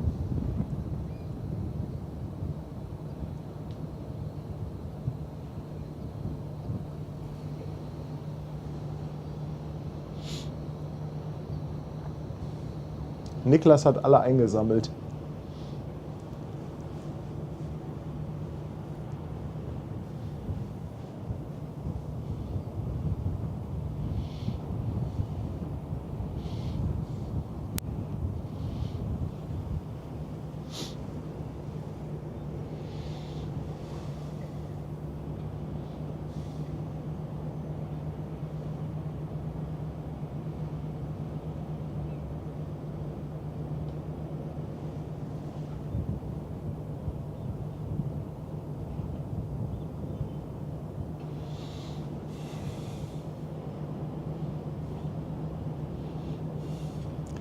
Sani und Jens, ganz, ganz lieben Dank für 5 €. Ankerbengel auch nochmal 2 € für ein Willkommen zu Hause. Frettchen lässt 1500 Bits da. Dankeschön. Schreibt, finde euren Stream richtig gut, darum lasse ich mal eine kleine Spende da. Ganz herzliches Dankeschön. Und Hansi Seehund lässt auch nochmal 5,99 da. Danke. Ja, Brigitte ist, glaube ich, am Ziel angekommen. Sie steht da vorne auf der Ecke vom Rief.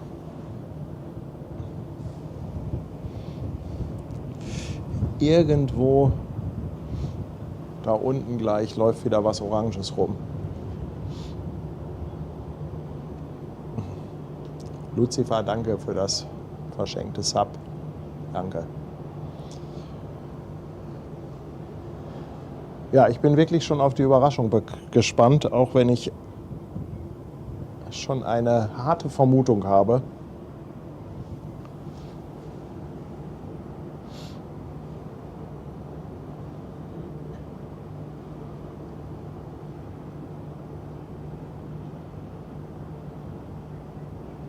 Brigitte fährt noch mal weiter.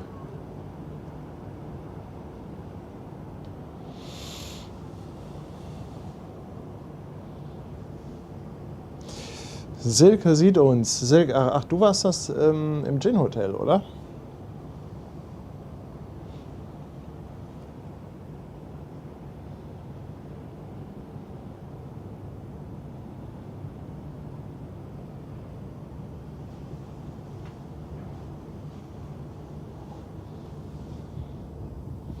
Jetzt muss ich mal gucken, ob ich hier in diesem Gegenlicht irgendwie ein Hamburg-Foto hinbekomme.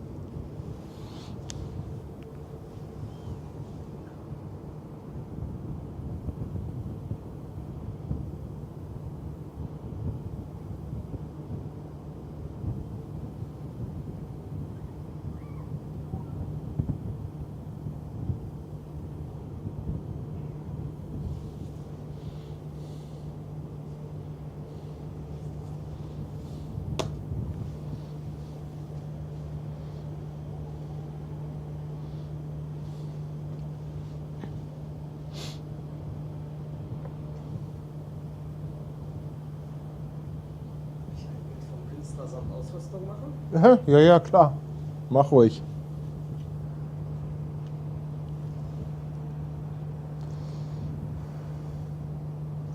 Boah, guck mal, wie die AIDA sich da spiegelt.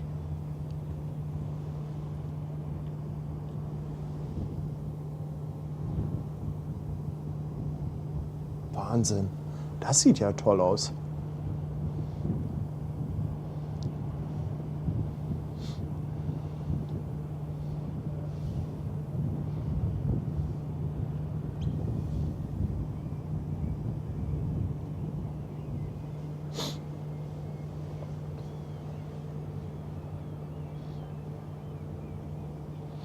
Die Sonne fängt schon an zu brennen wie Bunsen.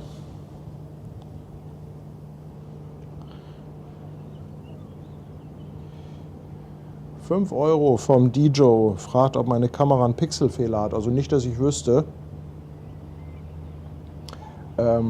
Aber ich habe gerade so heftig Gegenlicht, also muss ich mir mal angucken.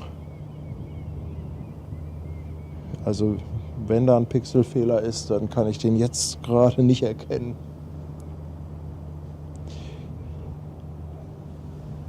Aber ich danke dir für die €5, lieber DJ.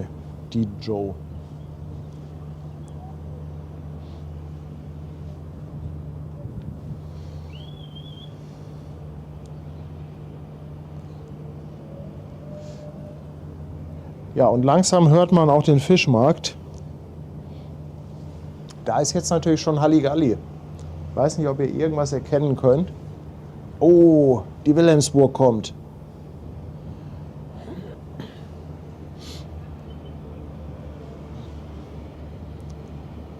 Der orange Punkt im Bild ist Brigitte, ja. Da ist die Wilhelmsburg.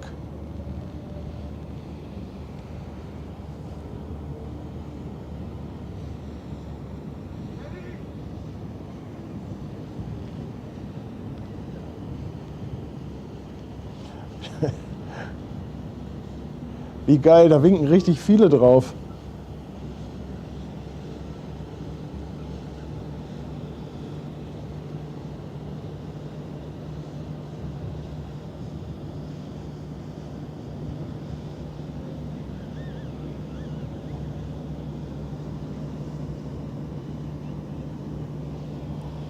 Ach, er meint tatsächlich Brigitte mit dem Pixelfehler. Ja, die Leitung ist heute Morgen noch ein bisschen kurz bei mir. Nee, lang. Besonders lang ist sie. Ihr merkt's, ne?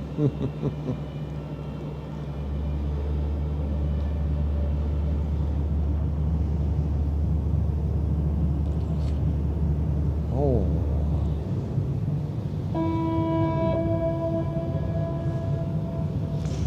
Moin! Ein Gruß von der Fähre. Jawohl!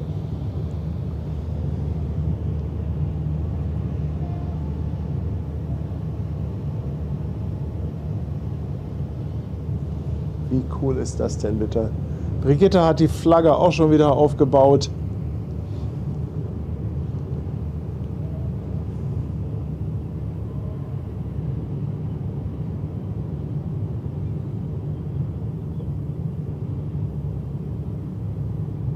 Ja, wir sind schon voll in der Drehung.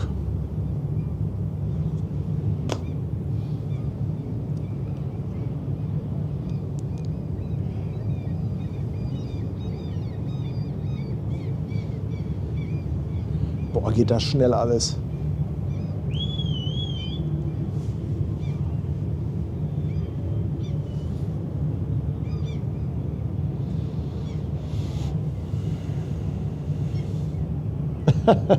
Jürgen, danke, 2 Euro.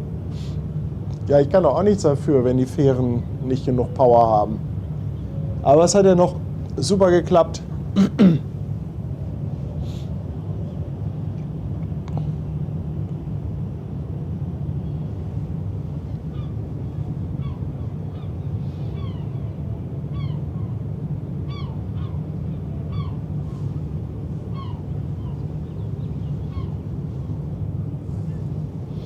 Da steht sie, die Verrückte.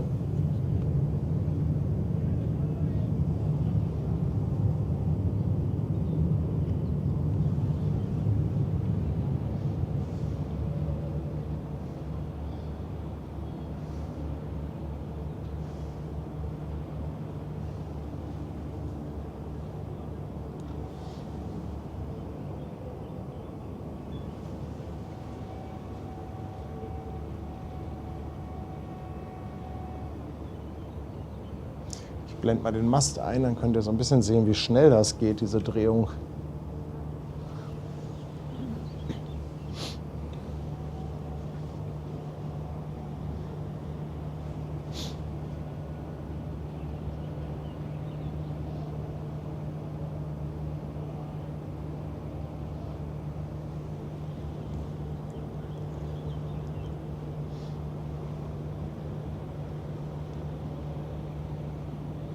So, Brigitte steigt aufs Fahrrad und fährt nach Steinwerder.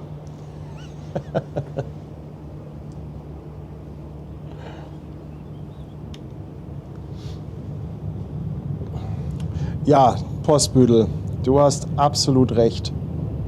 Brigitte hat sich ein Horn verdient.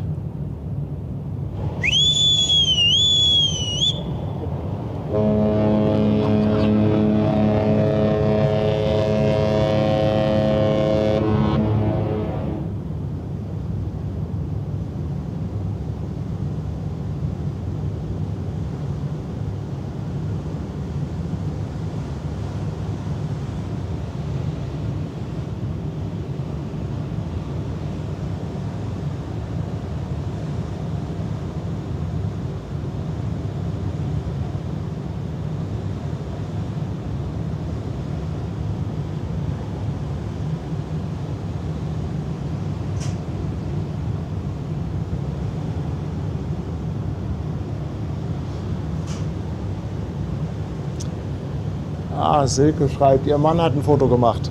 Ja, danke. Also ich habe euch leider nicht gesehen, das ist so klein alles, gerade im Gin Hotel, dann die ganzen kleinen Fenster. Aber danke, danke, danke.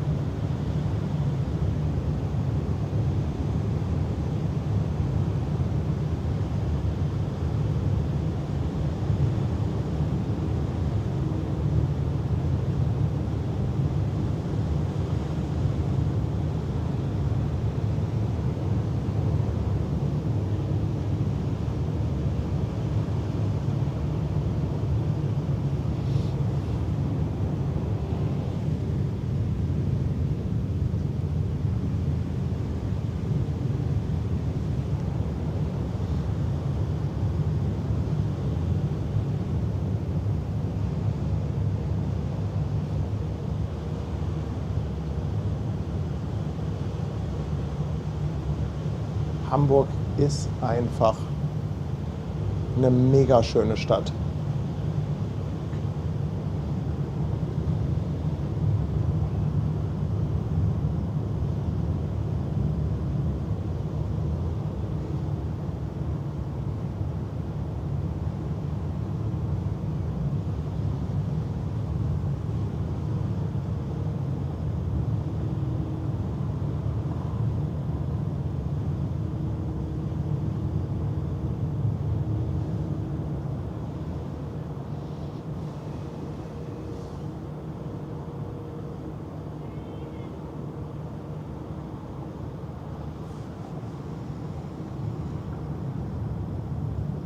Da winkt jemand im Gin Hotel. 4. Stock. Aber ich weiß nicht, ob man das auf der Kamera erkennen kann. 4. Stock, 4. Fenster von links.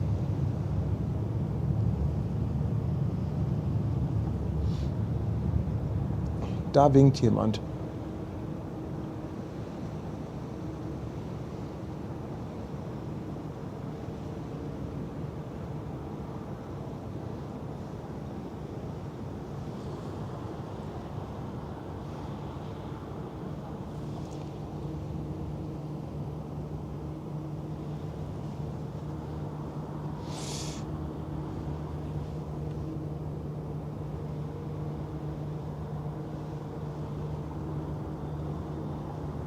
So, die Skala haben wir auch gleich auf der Backbordseite.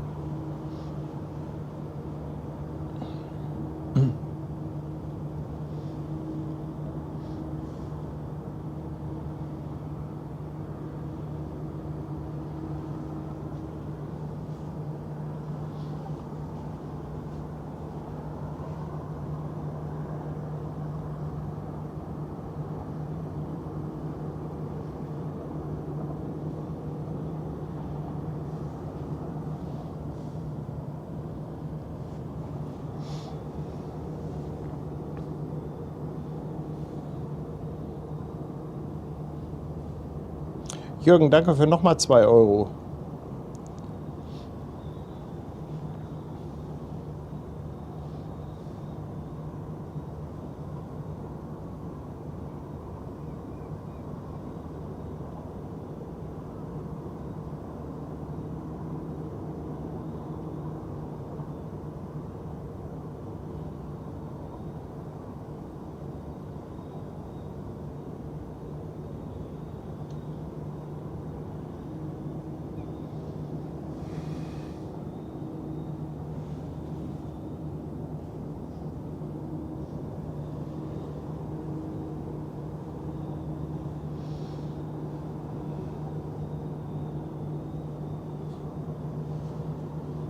Jana grüßt von Deck 5. Moin, Jana.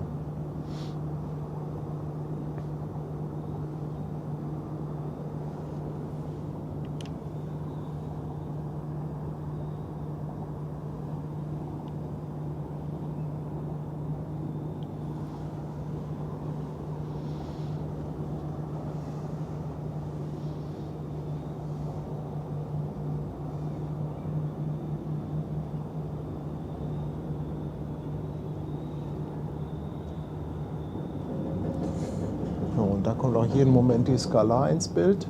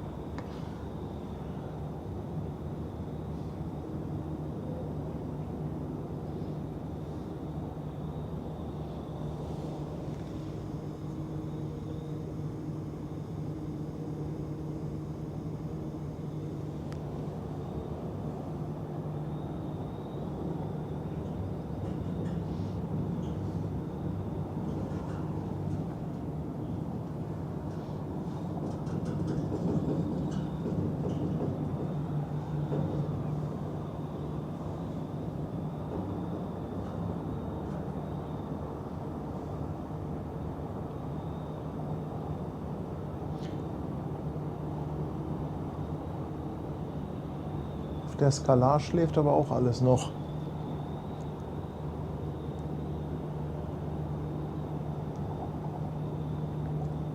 Keiner zu sehen.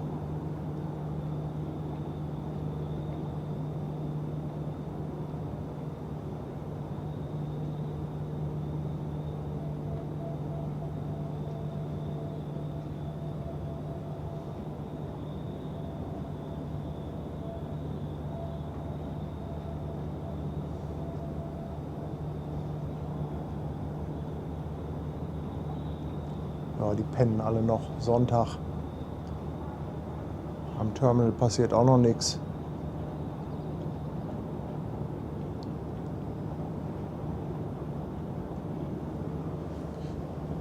Sieht so winzig aus von hier, die Skala.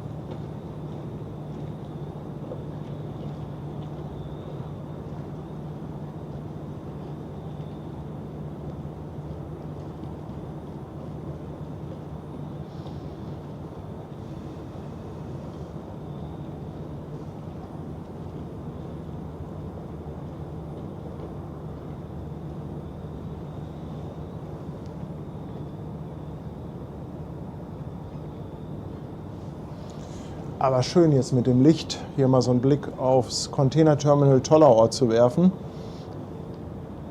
Das ist auch klasse. Das hat man auch nicht jeden Tag.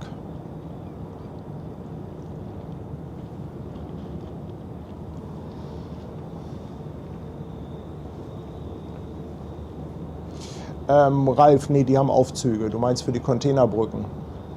In einem der Füße von den Brücken ist normalerweise ein Aufzug.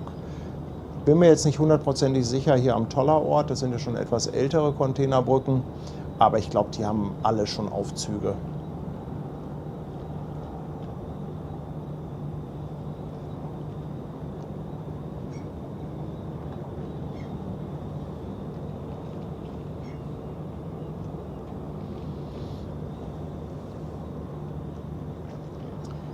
Ja, wenn wir gleich am Anleger sind, dann werde ich mal schnell die letzten Sachen zusammenpacken, das ganze Equipment verstauen und habe dann schon geplant, so kurz nach 8 irgendwann das Schiff zu verlassen. Wenn ihr Lust habt, es soll noch mal eine kleine Überraschung geben. Tanja holt mich ab. Sie meint, ich soll noch mal den Stream anschmeißen.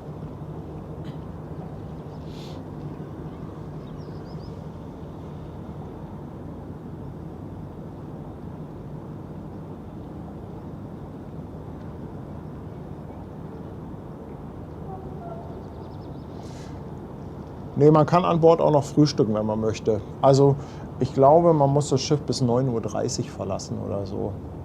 Bis 9 Uhr muss man aus der Kabine raus und ich glaube, Schiff verlassen 9:30 Uhr. Dann gibt es noch irgendwie so ein Late-Checkout oder so. Da kann man dann noch mal ein bisschen länger an Bord bleiben.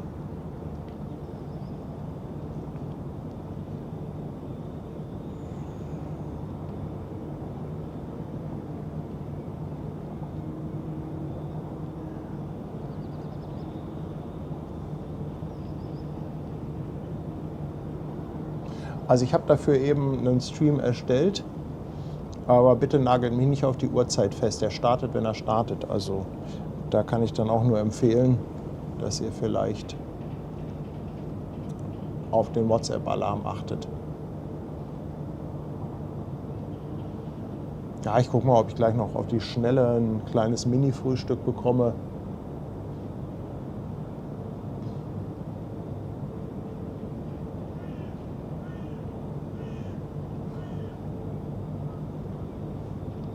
Michael, nee.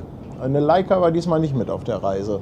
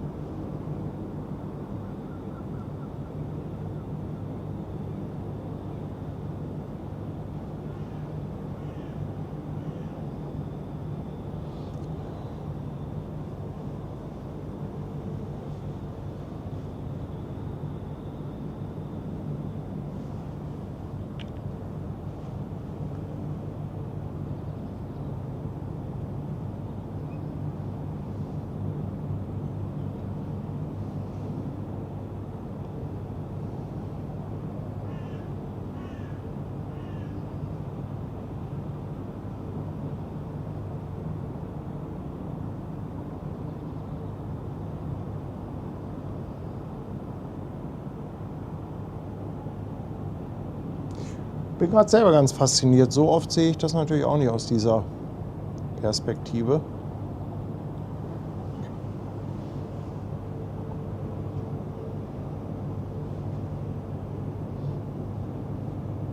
Doch, Obo, wir legen ja am Kreuzfahrtterminal an.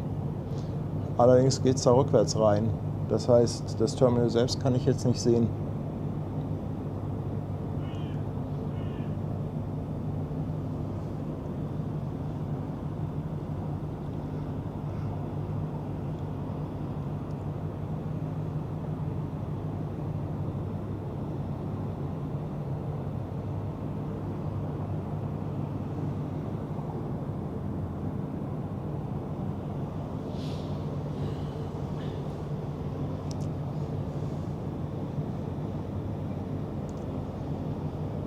Ja, der Kapitän hatte gestern durchgesagt, dass wir um 7 da sind. Ein Mann, ein Wort.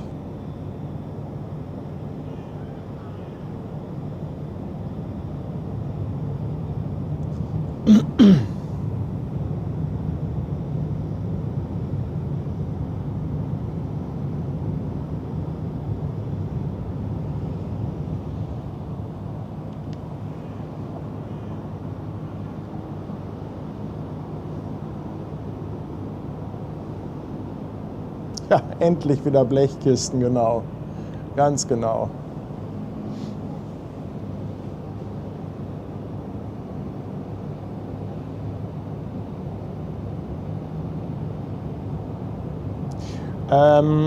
Max, auch dir empfehle ich, einfach mal auf YouTube zu schauen. Wir haben ein Video gemacht, nur mit Fragen über die Kreuzfahrt.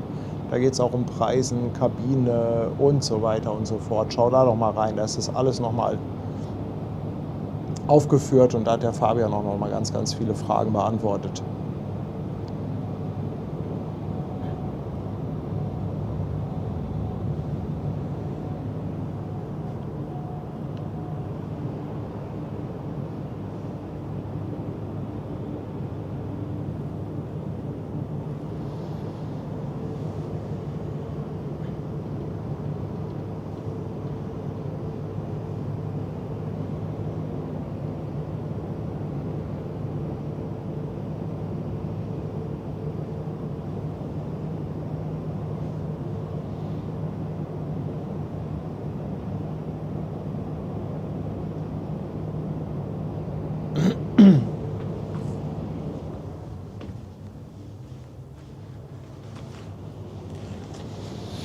Ja, so langsam sind wir angekommen. Noch ein paar Meter zurück.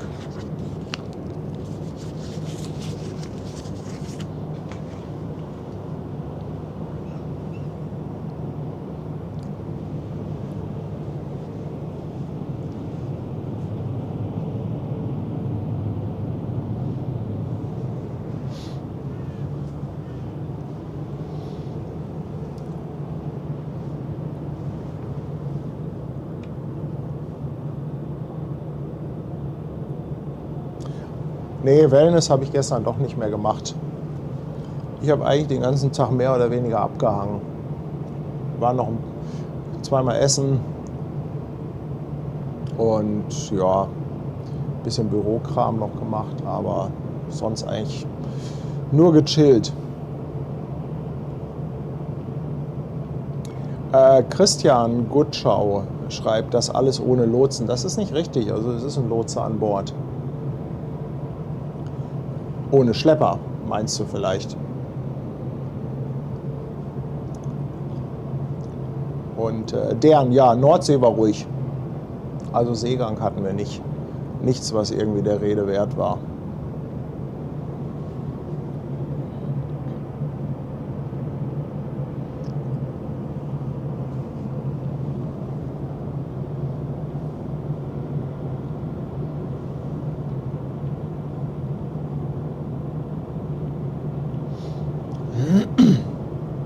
Quarzofen fragt, ob ich den Kapitän getroffen habe. Nee, den habe ich nicht getroffen. Aber der Kapitän auf so einem Kreuzfahrtschiff, der ist auch so ein bisschen wie so eine heilige Kuh. Also das ist wirklich hier, ja, der schwebt über allem. Also da, ich glaube, das wird auch irgendwie, Brückenführungen werden irgendwie verkauft für einen guten Zweck und so weiter. Da kommst du nicht mal eben so hin.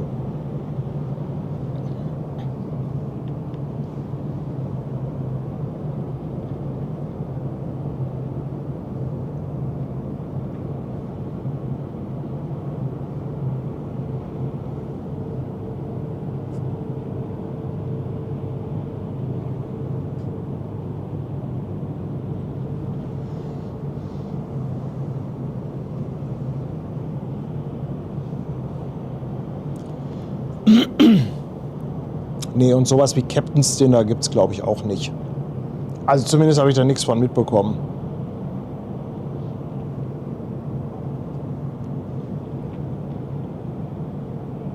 Ich glaube, gab es das mal bei AIDA oder ist das so ein Traumschiff-Ding?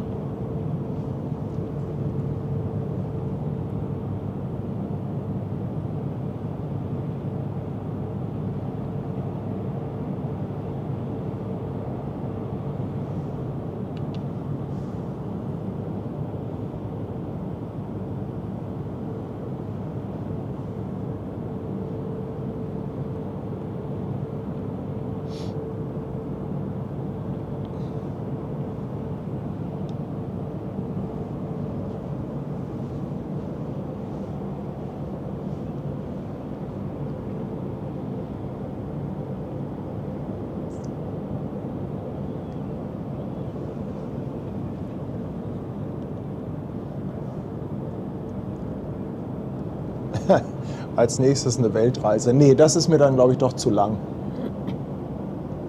Und wenn Weltreise, dann auch nur, glaube ich, mit einem Frachter. Was mir wirklich gefehlt hat an der Kreuzfahrt, ist die Seefahrt. Also das hat halt wirklich mit Seefahrt nichts zu tun. Das muss man einfach so sagen. Wer schon mal auf einem Handelsschiff, auf einem Frachter gefahren ist und es liebt, von der Seefahrt was mitzubekommen, für den, ja, also der wird dann eher enttäuscht. Ne? Da muss man halt ganz ehrlich sagen, das ist ein schwimmendes Hotel. Du hast hier eine ganz strikte Trennung zwischen Crew- und Gästebereichen. In die Crew-Bereiche kommst du im Normalfall nicht rein. Wir hatten so eine kleine Tour. Also du bekommst eigentlich von der ganzen Seefahrt nichts wirklich mit. Das finde ich persönlich ein bisschen schade. Das ist so das, was mir gefehlt hat. Aber ansonsten, ich sag mal, wenn es um die Annehmlichkeiten an Bord geht, dann ist das schon eine ganz leckere Angelegenheit mit der Kreuzfahrt.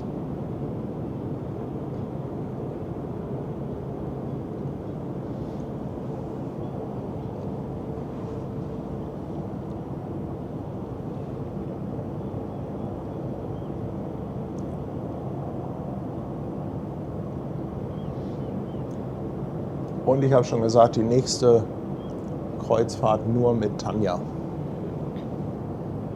Und vielleicht mit Ben und Kirsten. Und vielleicht mit Schwester Hansen.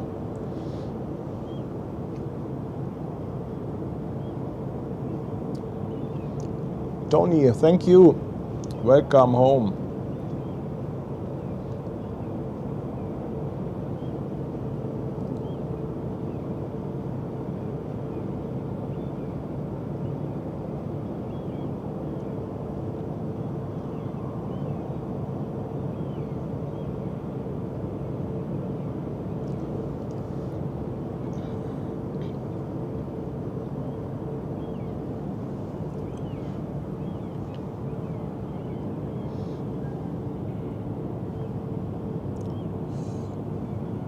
Da stehen die ganzen Autos von den Kreuzfahrtgästen. Was hat Fabian erzählt? Der ist auch mit dem Auto da. Ich glaube für die 10 Tage 160, 170 Euro.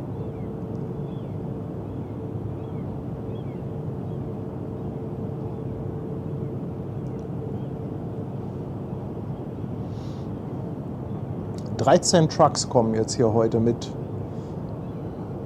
neuer Ware. Über 200 Tonnen.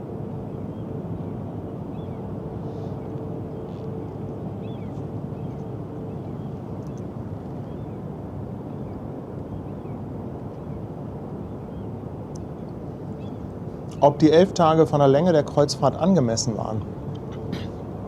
Also da ich jetzt ohne Tanja unterwegs war, hätten es auch gerne ein paar Tage weniger sein dürfen. Ich glaube, ich wäre mit 7 Tagen auch sehr zufrieden gewesen. Nur bei den kürzeren Touren kommst du halt nicht so weit in die Fjorde rein in Norwegen. Also am Anfang hatte ich Fabian auch gesagt, er soll mal schauen bei so Touren um die 6, 7 Tage. Aber das war dann alles...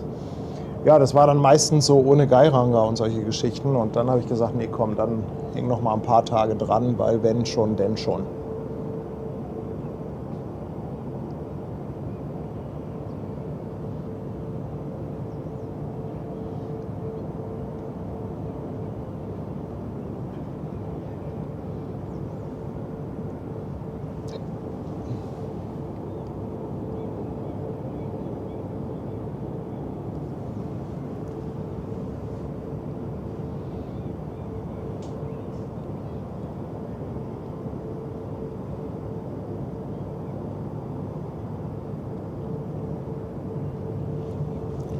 So, sind denn die Festmacher schon da?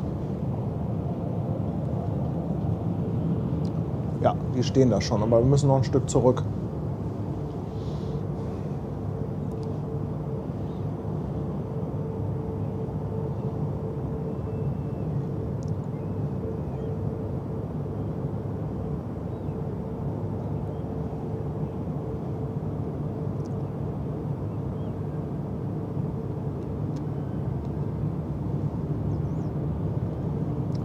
Ja, ich habe auch schon gesagt, also in meinem nächsten Leben werde ich ein Parkhaus besitzen oder einfach nur einen Parkplatz in einer guten Lage.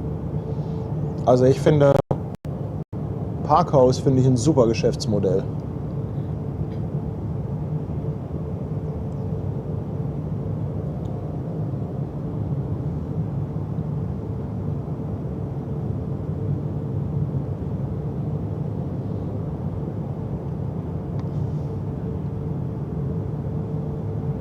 Bunkerschiffe sind auch schon da. Also Bunkern und dann auch Entsorgung.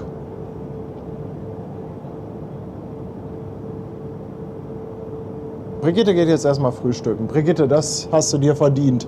Vielen, vielen Dank für die Begrüßung. Das war echt toll.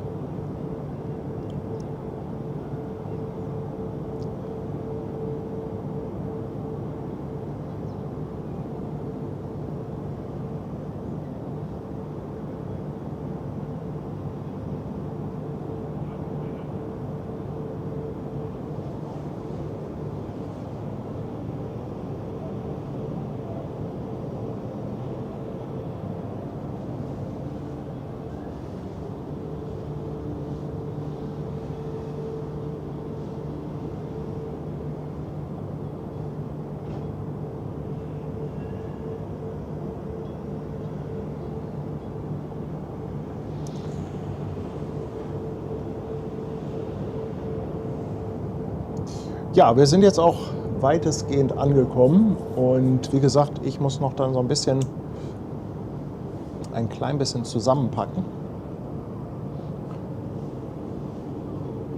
Aber ich will noch mal Tschüss sagen.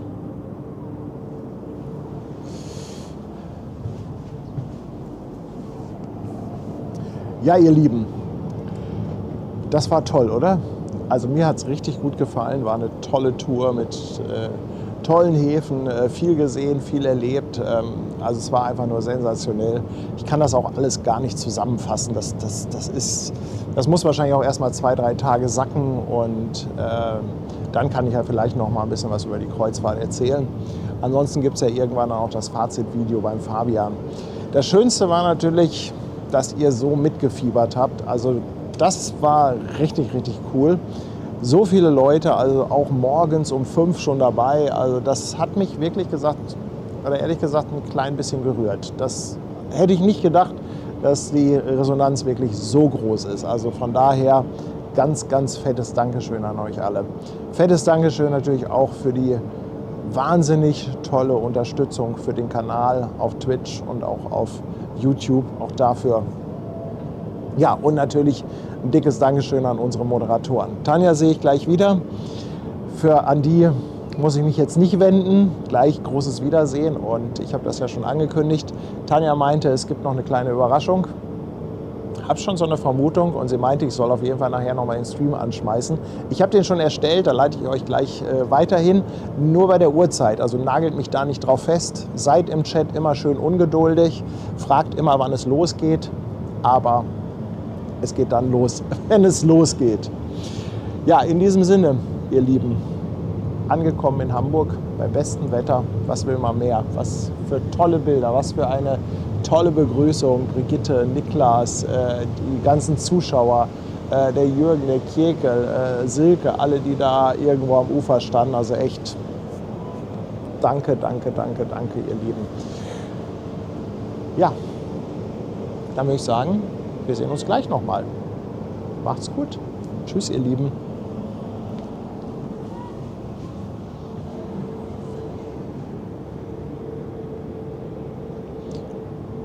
Und der Newman hat noch eine Mitgliedschaft verschenkt. Danke, Newman.